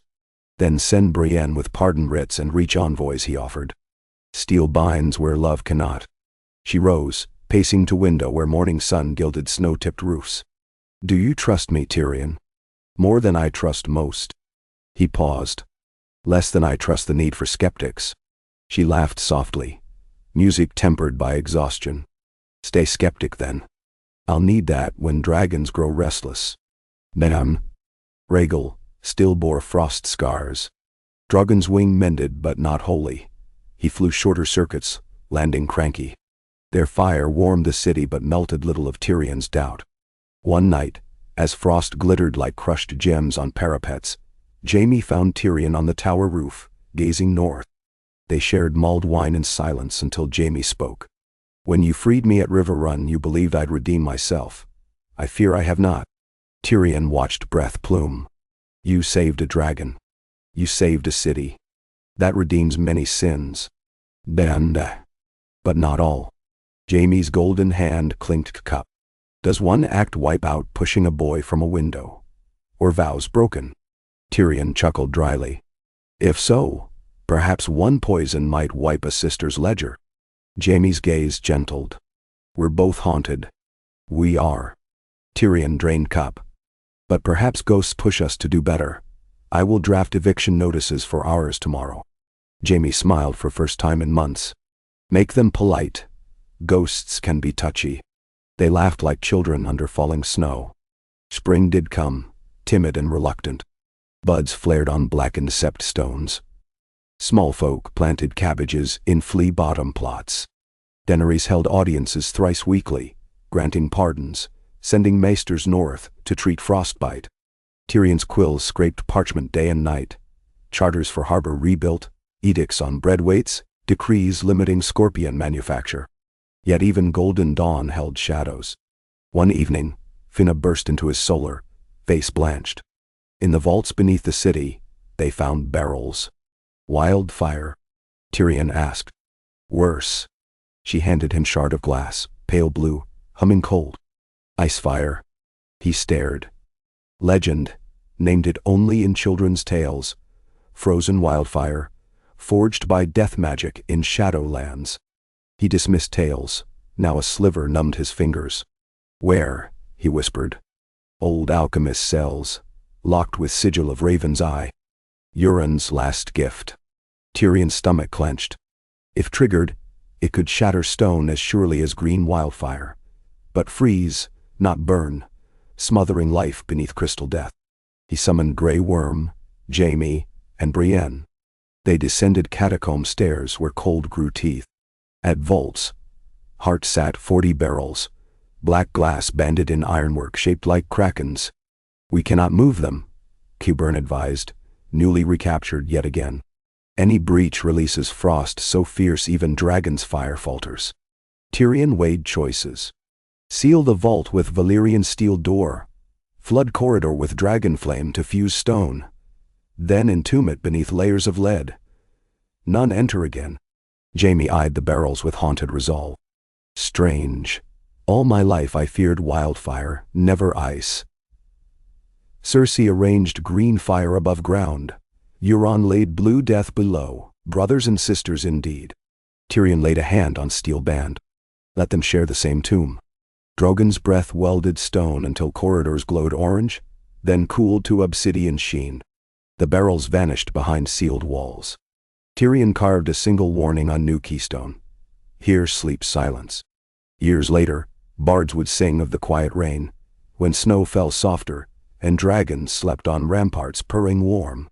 They remembered a dwarf who slew a cruel queen, spared a city, and served a second queen who learned mercy from the first's ruin.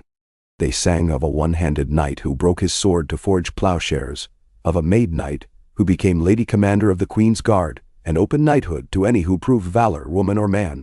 Few songs mentioned the barrels of Icefire, buried deep. Fewer remembered the small girl who carried poison goblet, or the torn parchment letters never sent. History preferred cleaner tales.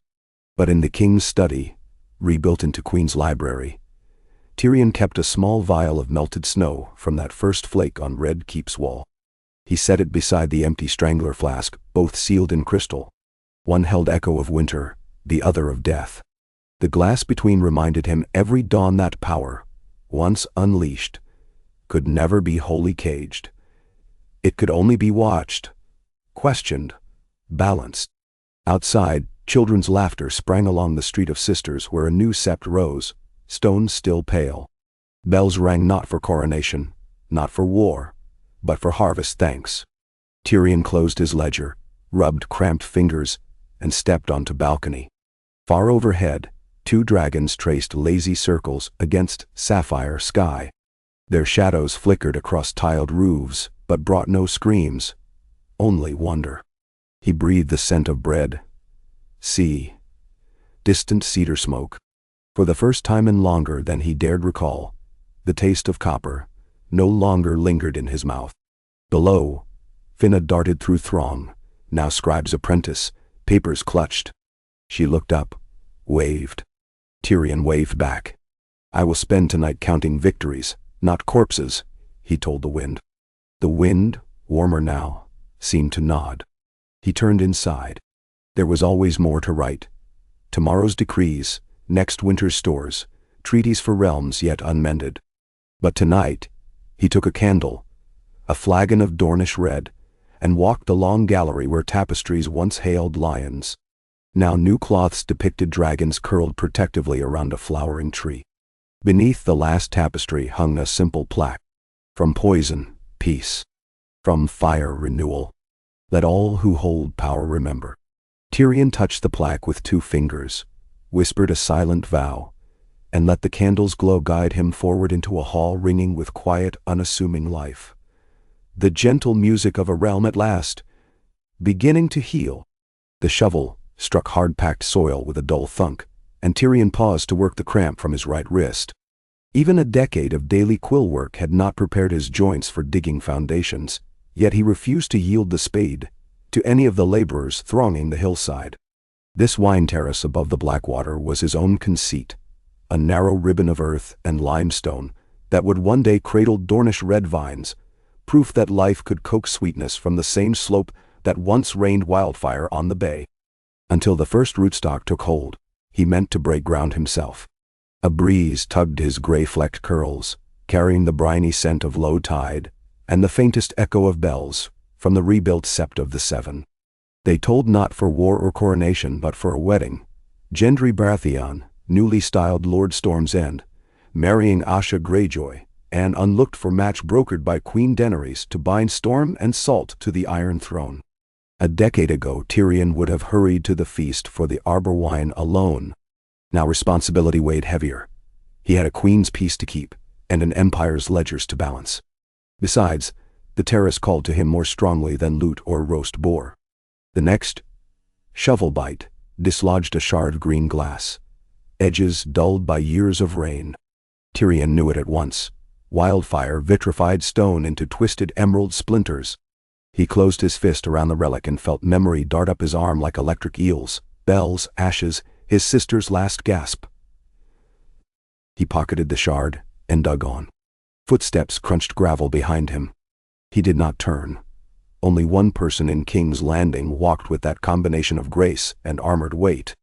"You should be saddling a horse for Storm's End, Sir Jaime." The one-handed knight halted 2 paces back. "I might say the same, Master of Vineyards." Tyrion jabbed the spade at the soil. "Master of coins still, though the post grows dull when coffers spill over." Jaime's chuckle was soft. "As dull as mountain air after a snowstorm. Census ravens report ice thaws north of the last river. The roads will open early." "Good. I'll have barges send iron tools to Carhold before summer fades." Tyrion angled the spade, pried up a chunk of rock, and let it tumble down slope where 2 terrier pups yapped at the falling debris. "To what do I owe the pleasure?" "News," Jaime said, tone dimming. Grey Worm scouts found a body in the gutter behind the Street of Flower, disguised as a sparrow monk, a man missing both ring fingers. Tyrion straightened. 2 fingers only, not the whole hand? "Cut clean, healed old. You recall Qyburn's penchant for finger rings." An iron taste flooded Tyrion's mouth. "Are we certain it is him?" The maesters unstitched his face. Needle and thread left a cross-grid of scars to conceal the old ones. But the teeth match, silver in the molars. Your edict made that traceable. "Clever." Tyrion rested on the spade's haft. "Then the promise I sank beneath Maegor's stones drifts back, like sewer scum." He wiped sweat from his brow. "Does the queen know?" "She will, after the vows." Jaime stepped beside him, gazing across the river, its surface sequined with afternoon light. "We must tell her gently. She's hopeful today." "Hopeful." Tyrion pictured Daenerys in dragonstone brocade, silver hair looped with Baratheon antlers and iron kraken spirals, officiating a union that would tether tempest to tide. How many summers had he labored to coax such alliances, treaties stitched from heartbreak, suspicion, and uneasy forgiveness. They had held, but only because the realm believed the monsters were dead. The Mad Queen, the Crow's Eye, the Necromancer. Now one monster had crawled back. Jaime's breath steamed, despite the mild day. Old lung wound, Tyrion knew. The spear thrust Jaime had taken shielding Daenerys from an assassin 5 winters past. The maesters said the scar tissue tugged tight with every cold wind. There's more, Jaime continued. Grey Worm says the king's alchemists count 4 missing casks of ice fire. Gone from the deepest sub-vault. Bars sheared, no tunneling. Keys still in my custody. Tyrion's skin crawled. Lead infused, stone not enough. He had ordered that vault sealed after the war. Walls 10 feet thick, overlaid with Valyrian steel plates scavenged from old gladiator sets, then bound with molten stone breathed by Rhaegal himself. How does one spirit away casks through Valyrian steel? Qyburn found a way. Jaime's lone hand clenched. Or someone helped him. An image flickered. A flick knife. A scarred smile. A gaunt face in half-lit taverns. Varys' little birds still roost in the warrens. I'll triple their bread rations. Every whisper reported. Bend and shine. Jaime nodded, though worry clouded his green eyes. The years had carved lines deeper across his brow, yet they had also stripped away veneer, leaving only raw sincerity and regret. Perhaps you'd better travel with me to the feast, he said quietly. We may need to speak to Asha before the bedding. Her fleets patrol the narrow sea. If Qyburn smuggled casks aboard some mercenary cog. Yes. Tyrion jammed the spade upright, brushed soil from his doublet. Yes. I'm coming. He whistled the pups back to the kennel yard, then wiped calloused palms on his cloak, and followed Jaime to the cobbled carriage path where 2 palfreys waited. As Tyrion swung into the saddle, a custom dwarf tree version with brass stirrup extensions, he glanced at the half-dug terrace. The hole yawned like an open wound, wildfire crystal glinting faintly where had unearthed the shard. The vines would wait. They reached Windwater by dusk, bedding down at a riverside hostelry whose timber beams still smelled of fresh pitch. The innkeeper recognized Tyrion and pressed a spiced pear brandy on him. He and Jaime drained it by candlelight while the hearth crackled. Wind rattled shutters. A storm gathered over Shipbreaker Bay, distant thunder muttering like drums in a catacomb. When Jaime retired, Tyrion lingered by the fire, rereading Qyburn's old dossiers. Diagrams of cadaver reanimation, blood-binding glyphs, chilling notations about memory stones. Ancient fragments now rumored lost. Qyburn once bragged that obsidian could capture a soul's frost if carved under a new moon. Icefire required such stones as anchors. Tyrion's eyes blurred. He rubbed temples, then felt presence before he heard it. Boot scuff, cloak rustle. A slight figure emerged from stair shadow. Finna, his former cupbearer, turned scribe and protégé. She wore leather breeches, a wool jerkin, hair braided in northern style. Finna. He half rose. I left you balancing the harbor tariffs. Finished before sundown. She produced a satchel. I thought you'd need these.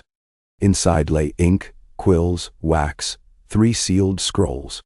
Latest dispatches. He broke the queen's seal on the first. A note penned in Daenerys' slanted hand. I felt the wind change at sunset.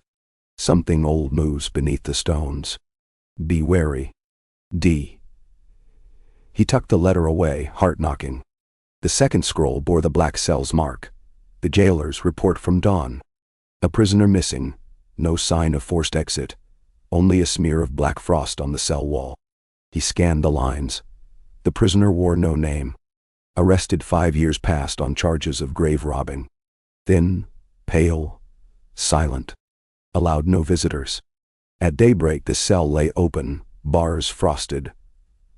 Floor rhymed. No footprints. Ward key, still on hook. Tyrion exhaled. He's building an army of phantoms.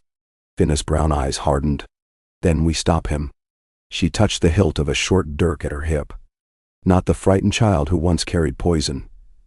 This was a woman grown on streets rebuilt from soot, forged by nightly lessons in statecraft. She traveled armed now because danger hunted those who served peace. "Come morning we ride hard," Tyrion said. "Storms end before sundown." Finna nodded and left quietly. Tyrion poured the dregs of brandy, lifted the cup toward the hearth shadow. "For the quiet rain," he whispered, "and the noise we must make to protect it." Storm's End loomed noon gray against a sky slashed by lightning. The wedding banners. Stag. Kraken. Dragon. Snapped so violently that one blue flank tore free, spiraling into the sea. Tyrion's party gained the causeway just as a deluge broke, hammering stone and steel. Guards ushered them beneath the gatehouse where rush torches guttered. Inside the keep, warmth returned on hearth-scented air. Laughter rolled from the great hall, thick with roast boar perfume and Tyroshi plum wine. Tyrion shed cloak, nodded to Brienne, who wore Lord Commander white, and let Jaime precede him toward dais where Daenerys presided beside bride and groom. Endry, broad-shouldered in Baratheon black and gold, seemed both warrior and startled boy. Asha, hair braided with iron rings, surveyed the crowd like a captain appraising tide. Between them burned wary fascination. Daenerys rose when she spied Tyrion. Her smile carried relief. "You bring tidings?" she murmured as he bowed. In private, he noted her pale cheeks, eyes shadowed. She had sensed tremors too. She signaled Missandei. Within moments they slipped into a gallery behind the dais, Jaime and Brienne shadowing. Tyrion spoke quickly of Qyburn's corpse and missing casks. Missandei recorded names, dates, quantities. Daenerys paced, fists clenched. Icefire within city walls is one thing, but smuggled into open sea, it births new doom. Agreed. Tyrion tapped the map Missandei unrolled on a dining board, coastlines scribbled with watchtower sigils. If Qyburn sailed from King's Landing, he must pass here. He indicated Shipbreaker Bay's mouth, then the Stepstones. Ironborn patrol both. Asha commands half the island garrisons now. He glanced at Brienne. "We ask her to blockade every inlet. No ship leaves unsearched." Brienne nodded. "With Queen's leave, I'll sail at dawn." Daenerys halted, expression storm-cracked. "Take Drogon." Tyrion stiffened. The Queen rarely lent her eldest dragon. Doing so signaled utmost peril. Brienne's blue eyes widened, but she bowed. "Honored, Your Grace." Lightning strobed through the lancet windows. The hall's revel drowned in a thunderclap. Jaime stepped to Daenerys, voice low. "Let me ride with Brienne." "You're needed in the city," Daenerys said. Tyrion saw tension coil. Jaime bowed.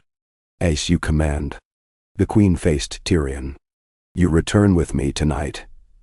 We must calm the city before panic festers." He bowed deeper. "Of course." They rejoined the feast, but wine tasted thin. Tyrion noted Finna at rear benches, conferring with a Stormlander courier. Their eyes met.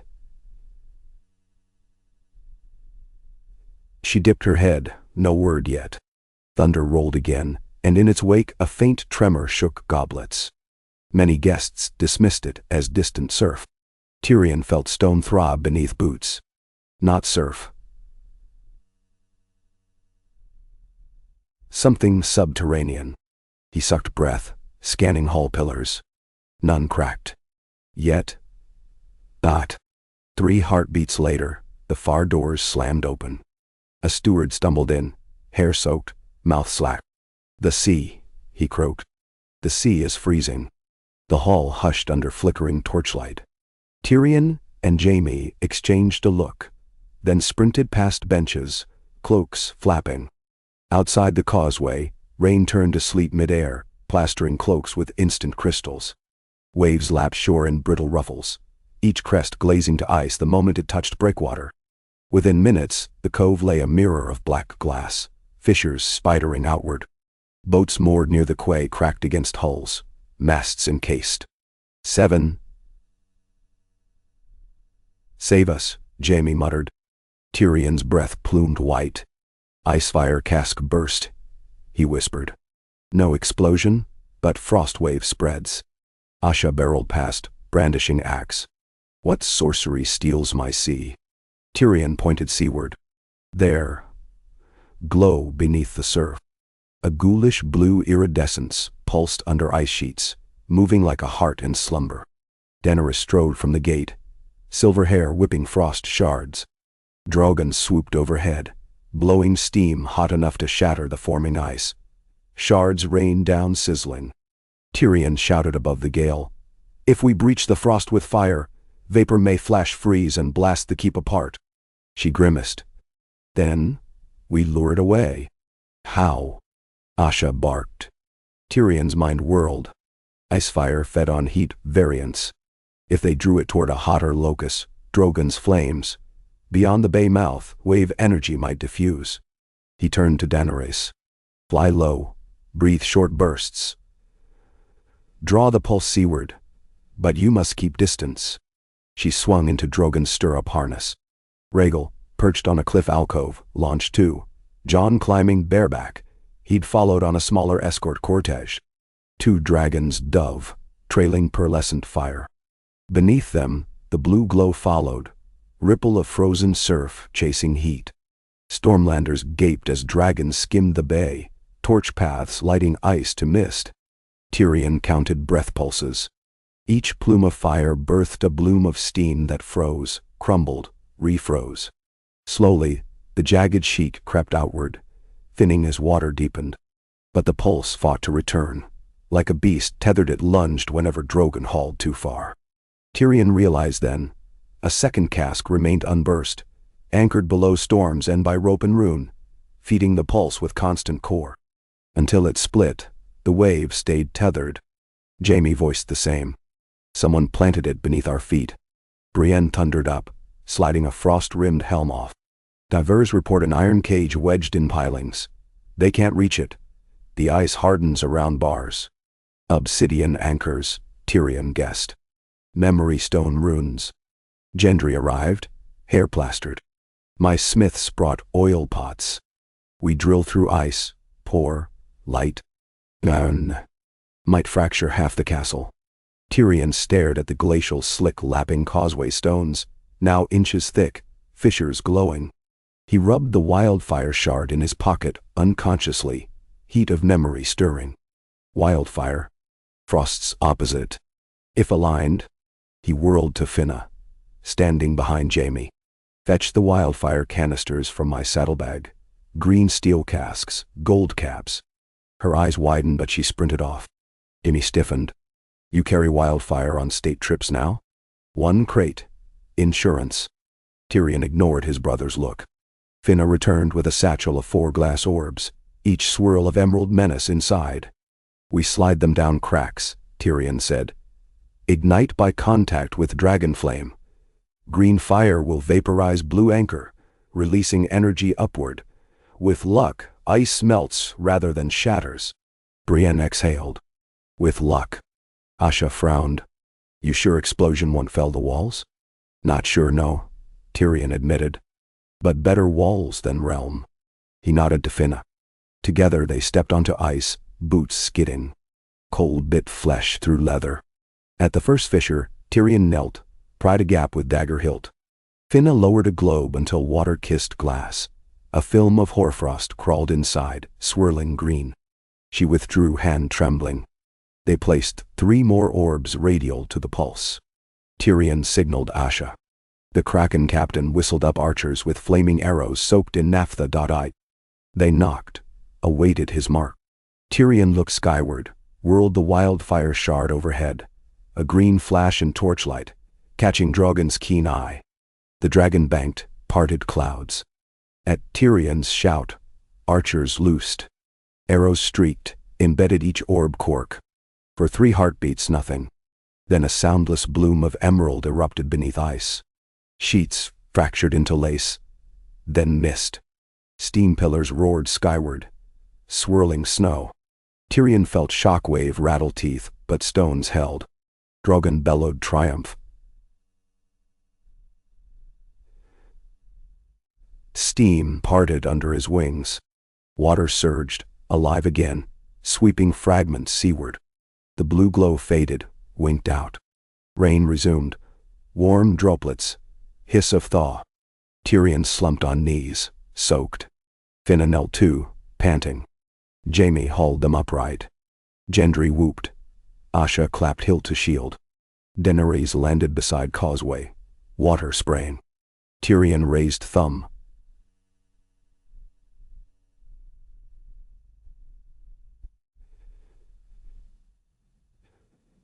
She exhaled relief, but joy chilled when he noticed one arrow's shaft bobbing in water, its flame quenched, orb still intact. The fourth wildfire globe rolled toward a drainage arch under the causeway, pulled by receding ice flows. Jaime saw it too. He dropped cloak, sprinted along slick stones, golden hand outstretched. Tyrion shouted, but Jaime dove, plunging waist-deep in freezing surge, fingers brushing orb. He grasped, surfaced coughing. Brienne arrived, hauling him onto rock, orb cradled gingerly in his metal grasp. They lay gasping. Brienne laughed shakily. Same old lions, always flirting with green kisses. Jaime grinned, teeth chattering. Tyrion sagged against pillar, heart drumming. Asha approached, boots splashing. This sorcery cannot sail far without our sight. I'll double patrols. Take Dragon's Fireglass, Tyrion said. If you spy blue glow, we'll come. She clasped his shoulder. Saltwater tears mingled with rain on her cheeks. You saved my sea. By dawn, calm returned. Sun-gilded Castlewood above a bay strewn with ice rubble. Daenerys summoned council inside Maester Caleotis' tower. Jon tended to Rhaegal in the Mews, but sent word of full assent to any plan. Tyrion outlined steps. Highborn hostages exchanged to ensure mariner loyalty. A bounty for any crew delivering memory stones. Raven network extended to every fishing hamlet. Ironborn flotillas rotated along coastline. Of all, coins poured into the Society of Alchemists to develop quicklime sealant nullifying isophire reaction. But one matter remains, he finished. The necromancer's apprentice. Qyburn, he meant. But evidence suggested a successor. The escaped prisoner. Daenerys' gaze hardened. Grey Worm hunts. He will answer. Man? Tyrion nodded, though unease lingered. Until then, restrict catacomb access. Post ghost traps at every sewer grate. Ghost traps? Missandei asked, quill poised. Warflame flasks triggered by frost sensors. Tyrion rubbed his jaw. I'll sketch design. Meeting adjourned. Daenerys caught Tyrion's arm. Your wildfire nearly killed you. I allowed for blast ratio. Still. Her eyes shimmered. Thank you. He managed a wry bow. My queen forgets. I owe the realm a debt of one sister's life. Interest compounds daily. Now. She surprised him with a brief embrace. Armor cold, but her breath warm. We will keep this peace, Lannister, even if every ghost in the world rises. He returned to courtyard where Jaime, wrapped in blankets, sipped mulled ale. Tyrion sank beside him. So much for retiring to vineyards. Ymmy chuckled. We'll plant vines yet, perhaps frost-resistant ones. Tyrion produced the wildfire shard he'd pocketed earlier. He set it on a stone plinth between them. A reminder, he said. Life grows where we bury sparks carefully. Jaime watched morning light refract through green glass. Or burns, if we forget. They sat together, until wind dried stone. Bells rang midday for the postponed wedding banquet, merrier now that disaster passed. Tyrion rose, brushed dew from doublet.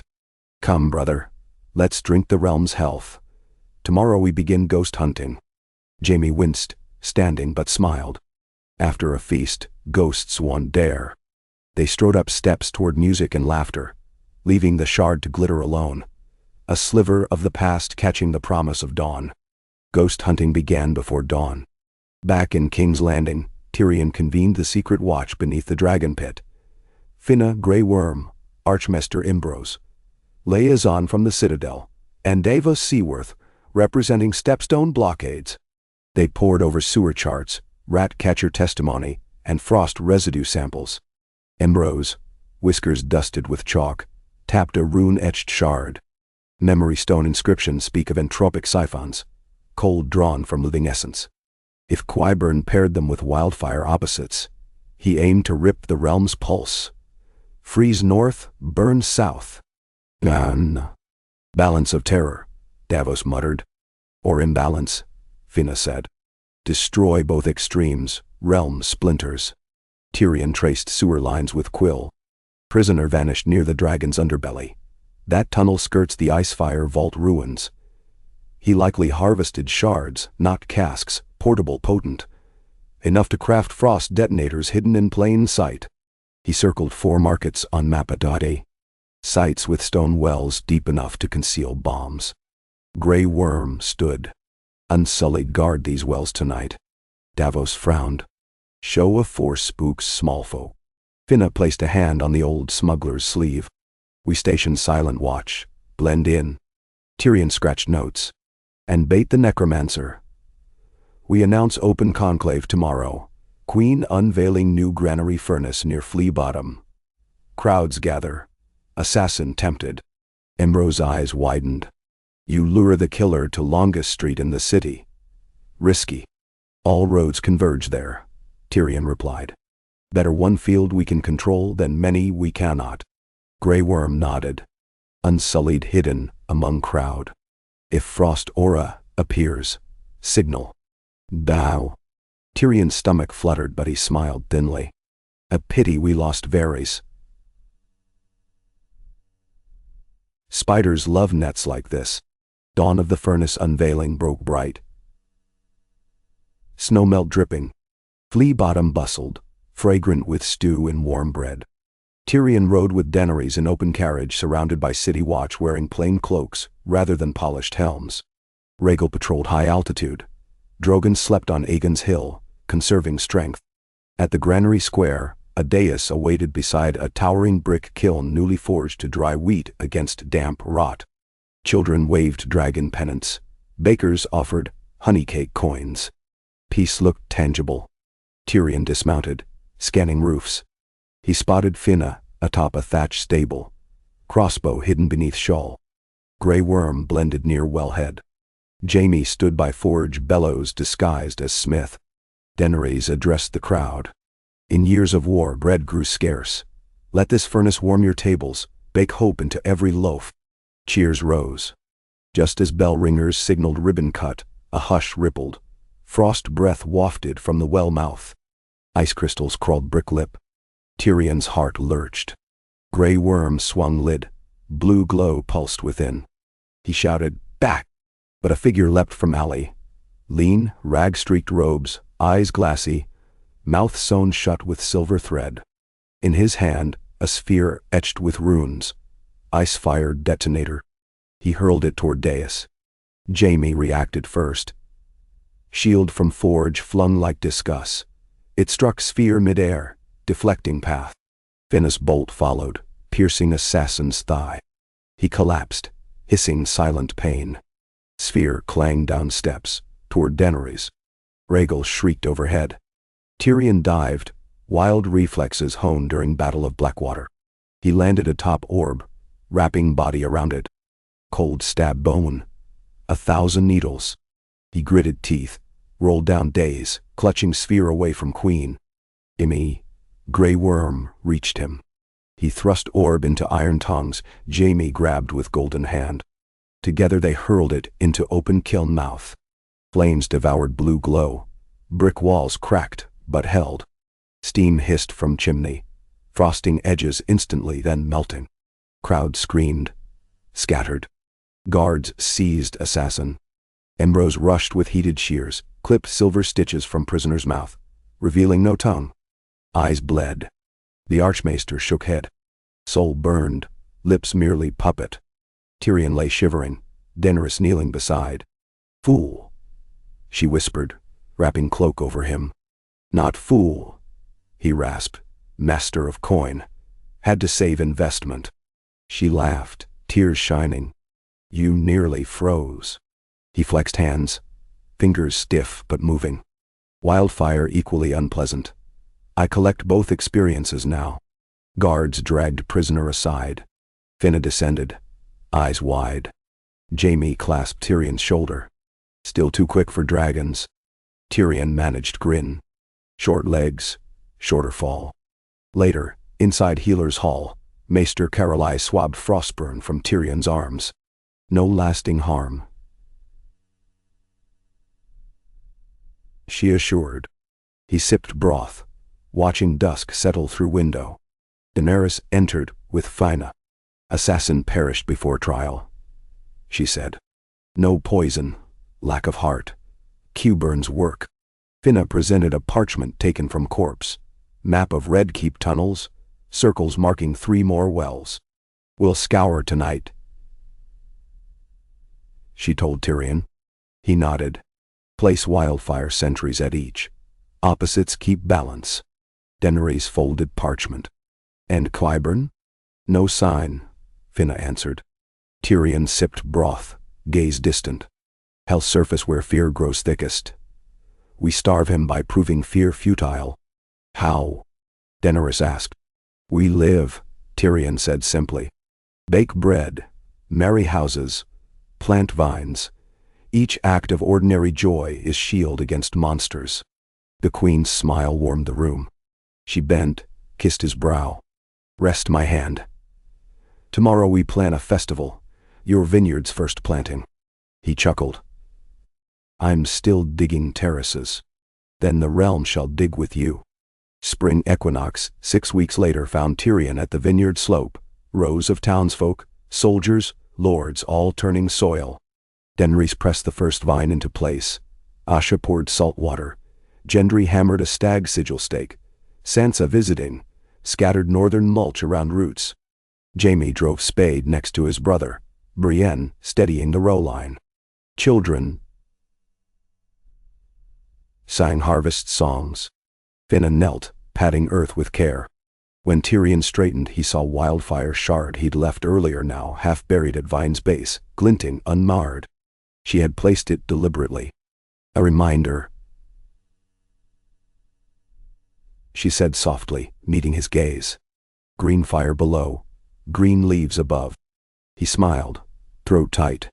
Around them bells rang, smith hammers pealed. The realm breathed. Of Qyburn, no whisper came for months. Patrols found wrecked skiff on Stepstone Rock, hull sheared by reef, blue frost staining deck. Perhaps he drowned, perhaps deeper layers awaited. Yet life pressed on. Wheat yields tripled. White Harbor fish fleets traded south again. In Summer Isles, rumors told of ships bearing obsidian runes, but their prows turned away at sight of Dragon Shadow. One autumn dusk, Tyrion walked vineyard rows where vines now leafed gold. He poured a cup of first pressing, light, tart, promising. He touched glass to lips, closed eyes. Not bad, Jaime said, joining him. Could use age. Like us. Jaime lifted his cup. To ghosts defeated. Or at least postponed. Tyrion clinked. Night settled, stars igniting. Far above, dragons glided. Drogon vast as Castle Keep, Rhaegal healed, his frost scars silvering scales like starlight. Their silhouettes crossed the moon. Gentle thunder of wings like a lullaby over a land once deafened by war. Tyrion exhaled. The quiet rain holds. For now, Jaime said. For now is enough. Tyrion finished his wine, savoring the aftertaste. Hint of smoke, edge of frost, heart of sun, warmed grape. Life's balance, captured in a single swallow. He turned to the slope where his vines rooted deep, their tendrils questing downward, touching shards, memories, buried fears, and still rising toward light. The smoke from the torches drifted between the vineyard rows like early winter mist, gold embers glimmering among leaves browned by the first frosts of the year. Tyrion leaned on the split oak fence at the upper terrace and watched lanterns swing downhill as 100 townsfolk finished tying the vines for their long sleep. They sang while they worked. Simple harvest tunes, the sort no minstrel would carry to court, yet which clung to memory tighter than any ballad of great deeds. He mouthed the words without sound. A decade spent shaping peace had taught him that quiet repetition, bread, seed, song, was how realms mended. Swords were only the bandage. A crunch of boots halted behind him. Finna set a lidded lantern on the beam. Her cheeks were pink with night air. Her gloves blackened from hearth soot. She had spent the afternoon ruling columns of figures in chalk, logging every cluster pruned and cane trimmed. She laid the slate down, flexed aching fingers, and followed his gaze across the slope to the glint of the black water. 682 vines, she reported. If half survive the winter, you'll press enough for the palace cellars in 5 years. Ambitious cellars, he murmured. By then we may need barrels of stronger drink. Because the quiet rain will end? She said it lightly, yet her eyes stayed fixed on the dark river, searching its currents for omen. Nothing lasts, Tyrion said. Even the wall fell. But we can lengthen the span between collapses. That is our task. No. Hoofbeats drifted up the track from the city. A single rider, cloak snapping, climbed the switchback. Tyrion recognized Ser Podrick Payne before the lantern did. A taller man these days, shoulders squared by years in Brienne's guard, but still pawed beneath the steel. He dismounted, offered a crisp salute, and produced a sealed tube.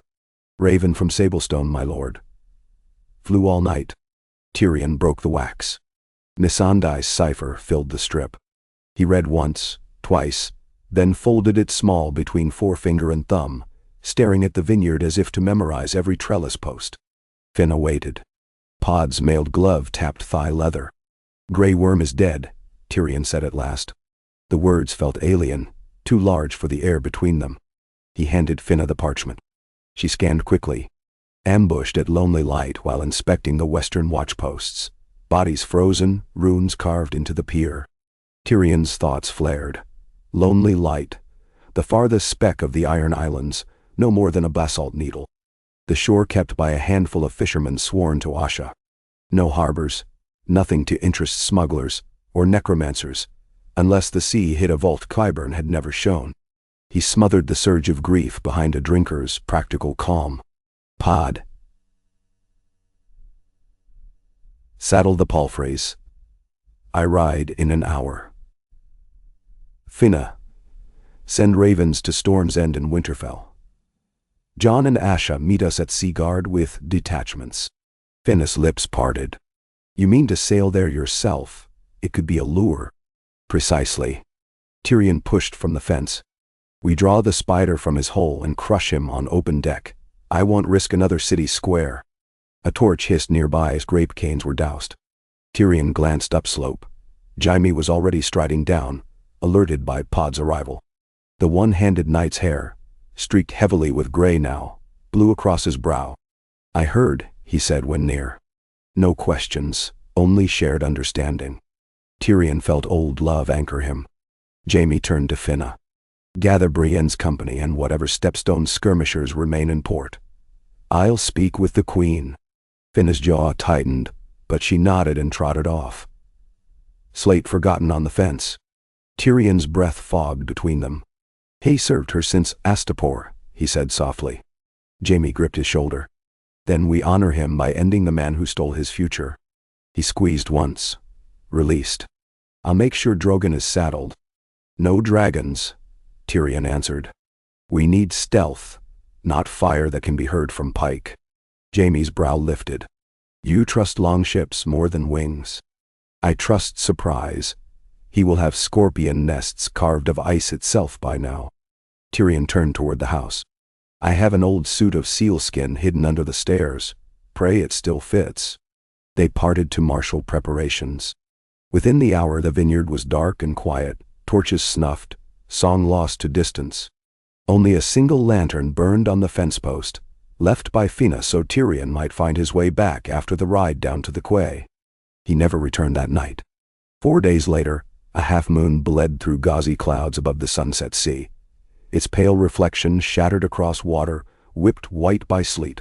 The cognite heron surged westward under close-reefed sails, mast creaking so loud Tyrion feared the old fur would shear. Spray salted every face. He tugged a sealskin hood tighter over ears, wishing for the lighter wine smell of King's Landing cellars. Asha Greyjoy stalked from the forecastle, her axe looped through belt, hair plastered to cheeks. "No lanterns," she barked at the pilot.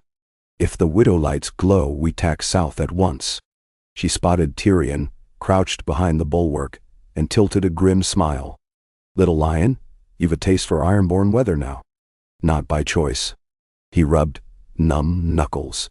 Grey Worm disliked ships, remember? Fate's sadistic humor sends him to die on one. Her jaw flexed. "We haven't found the ship yet." "Could be rumor." "Now." The pier runes were real. He tapped memory. Valerian glyphs for breath and bound. "He's using our soldiers' lungs as siphons again." Asha spat into the wind.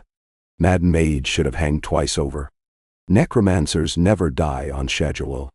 Rhaegal's silhouette arrowed across the clouds far above, nearly invisible without sunlight on scales. Jon's agreement to shadow them at distance was the only concession Tyrion made to prudence. If scorpions lurked, they must choose target between dragon and cog. Finna emerged from the hold, face pale but set. She passed Tyrion a hot stone wrapped in wool. "Hold this a while." Her voice quavered. "Missandei sends word. Archmaester Ambrose thinks the memory stones react to rhythmic tides, cycles of pressure. Lonely light sits atop a basalt vent, meaning frost eruptions occur at peak ebb." He craned over the rail, watching the moonlit chop dot. "We're close." Jaime clambered up from rower's deck, gold hand gripping spar. "Signal fires astern," he called. 2 points, low on horizon. Asha snatched a spyglass from her belt. She braced against the mast and studied the lights. Longships, no sails. Oars only. Dead, silent. Heading north on our weather quarter. "Menawand." "Intercept course?" Tyrion asked. "Parallel." "Hiding their wake." "Could be Qyburn's escort," Jaime offered. "Or ours." Tyrion flipped his hood down, hair whipping. "Time to play bait." Asha grinned like a shark. She barked commands. Night Heron altered heading 3 degrees windward, enough to tempt pursuit while not so sharp they'd spill speed. Rowers bent to oars below. Minute by minute, the twin lights crept closer, faint blue-green gleams rather than flame orange. Likely witchfire candles, will-o'-the-wisp devices Qyburn loved. Tyrion's stomach tightened. He descended to the cargo deck, where 4 casks of wildfire lashed in wicker nests rocked gently with the roll. Beside them sat crates of dragon-glass flechettes, feathered like quarrels. He verified cork stoppers, then climbed back, teeth chattering. Waves flattened, unnatural hush. Moonlight showed a shimmering sheet ahead, water turning glass once more. "Ice slick," he warned. Asha cursed. "He's here." The ghost fleet emerged, hulls sheathed in hoarfrost so thick they gleamed marble white. Silent oars dipped without splash. At each prow burned a cup of cold flame. Their glow-painted skeletal sailors, once living corpses lashed upright to benches, arms nailed to oar-pins. Tyrion's breath caught. Grey Worm's ebony skin and shaved head stood among them, eyes milky, chest stitched with runes, oar moving in perfect cadence. Honor swelled, cracked. Jaime inhaled ragged. "Damn him." From the largest hull, a hooded figure raised a rod of black iron, tip carved with serrated sigils. The rod pointed, the ghost oars quickened. Ice frothed into ribs of frozen surf, advancing like a siege ram. Asha roared orders. Night Heron tacked hard, but the slick stole wind, sails luffed useless. They'd be trapped on the glide. "Light the sky lantern," Tyrion shouted over the moan of timbers. Asha hesitated. Dragon meant scorpion bolts. But Jaime was already climbing ratlines with a flare. He struck flint. Blue spark ignited.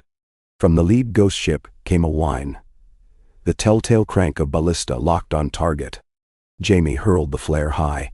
It traced an arc of orange, then sputtered. For an instant, Tyrion feared damp had killed it, but the ember glowed bright at apex. Rhaegal stooped out of cloud, immense wings beating silence into thunder. Jade flame lanced, severing the first longship's mast. The ice slick beneath shattered with explosive hiss. Ghost ballistae fired. Bolts tipped in obsidian. Wicked.au. One clanged off Rhaegal's breastbone, glanced into night. Another tore membrane. Dragon roared, but stayed aloft. Tyrion swung toward wildfire casks. Open two. Splashed the surface. Podrick and Finna pried stoppers. Green gel slopped into buckets, its sour stench masking brine. Sailors heaved buckets over starboard. Neon rivulets pooled. He tossed a glass globe after them. It cracked. Wildfire hissed. Jaime leapt back to deck, grabbed ball. Asha's helmsman thrust an oil wick arrow into brazier. Jaime knocked, drew, loosed into slick. Emerald conflagration raged across wave, molten line meeting ice front. Steam burst. Ghost oars faltered. Heat warped frozen grooves. Corpses ignited, runes stuttering as burned flesh unveiled underlying bone. The hooded figure raised rod, chanting. Wind died. Steam twisted, congealed into opaque wall, sucking heat. Fire's parasitic hunger. Wildfire flames dimmed where mist touched, colors fighting. Tyrion realized the rod itself anchored the siphon. "Cut the tether!" he yelled to Rhaegal's rider above. Jon Snow, silhouetted against moon, angled dragon and dove. Sword Lightbringer. Valyrian steel wreathed by residual red priest blessing, gleaming in hand. He severed air like a comet, slashing downward at the rod. The hooded figure twisted. Frost spines erupted skyward, seeking to impale Dragon's chest. Rhaegal barrel rolled, wings skimming masts. Jon's blade met the rod with shriek of metal and magic. Sparks erupted blue and red. The rod split, half tumbling to deck, half clutched by figure. Shockwave rippled. Icefire glow spasmed, then faltered. The waterborne ghosts jerked as marionette strings cut. Grey Worm's corpse sagged free of oar, slid into sea. Night Heron heaved on free water again. Asha seized wind, sails filled, hull surged clear of slick boundaries. The broken ghost fleet foundered, hull seams popping as internal frost melted, flooding holds. Tyrion exhaled, legs weakening. Yet battle not finished. Hooded figure remained, skiff adrift among wrecks, rod half intact. He raised it, runes flickering. Jaime knocked a dragonglass arrow, aimed, but distanced too far. Finna took crossbow from Pod Dai. She loaded flechette, steady hands belying rapid pulse. Wind, she asked softly. Asha glanced at smoke trail from wildfire. Northeast, 1 knot. Finna adjusted. She released. The flechette spun. Silver feathers catching moon. It pierced figure's chest dead center, embedding memory stone shard. Frost exploded outward in jagged halo, but energy rebounded into stone. Trapped.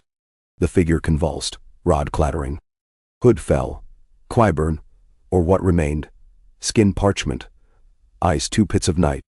He toppled, splashed. Ice crystals spidered across water, then imploded, leaving raw sea. Silence. Only sails snapping and dragon wing beats overhead. Asha let breath whistle. Dead sorcerer now fodder for crabs.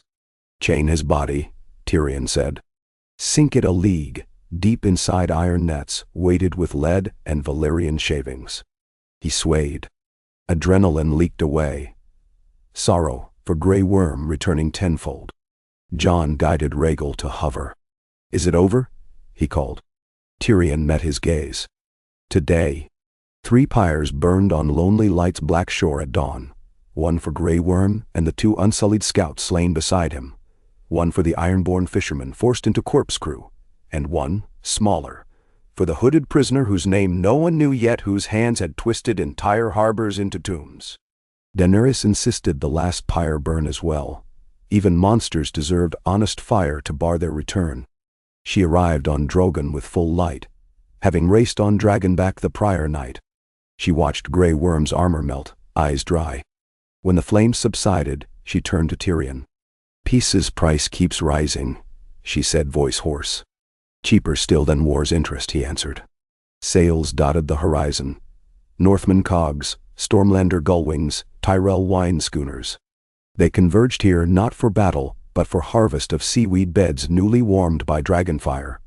Proof life reseeded itself even in charred furrows. Tyrion wandered up the basalt cliff path where wind teased vines of cliffrose. Finna followed. "You killed him," he said. "I ended him." She corrected. "You killed him years ago when you chose mercy over fear. He only forgot he was already dead." And he stopped at a crag overlooking vast glittering water. In his palm lay the wildfire shard he still carried. He flipped it into sunlight. Green winked. Finna touched his sleeve. "Let it go." Tyrion let the shard fall. It struck rock, bounced once, plunged to surf. A faint hiss as magic met brine. He inhaled salt air. "I think I'll uncork a barrel of last year's pressing tonight." Finna smiled. 682 vines. Half survived, he reminded. Still room to grow. He turned downhill toward the jetty where small boats waited. Behind him, sun climbed, gilding each wave crest. Ahead lay vineyards, markets, children's songs, and the long slow work of replanting what storms uprooted. Always again, always anew. He felt the warm shape of that future settle across his shoulders like a well-worn cloak, comforting and weightless. The quiet rain would hold a while longer, so long as hands kept pruning darkness, and hope, like vines, was tied firm and lifted toward the light.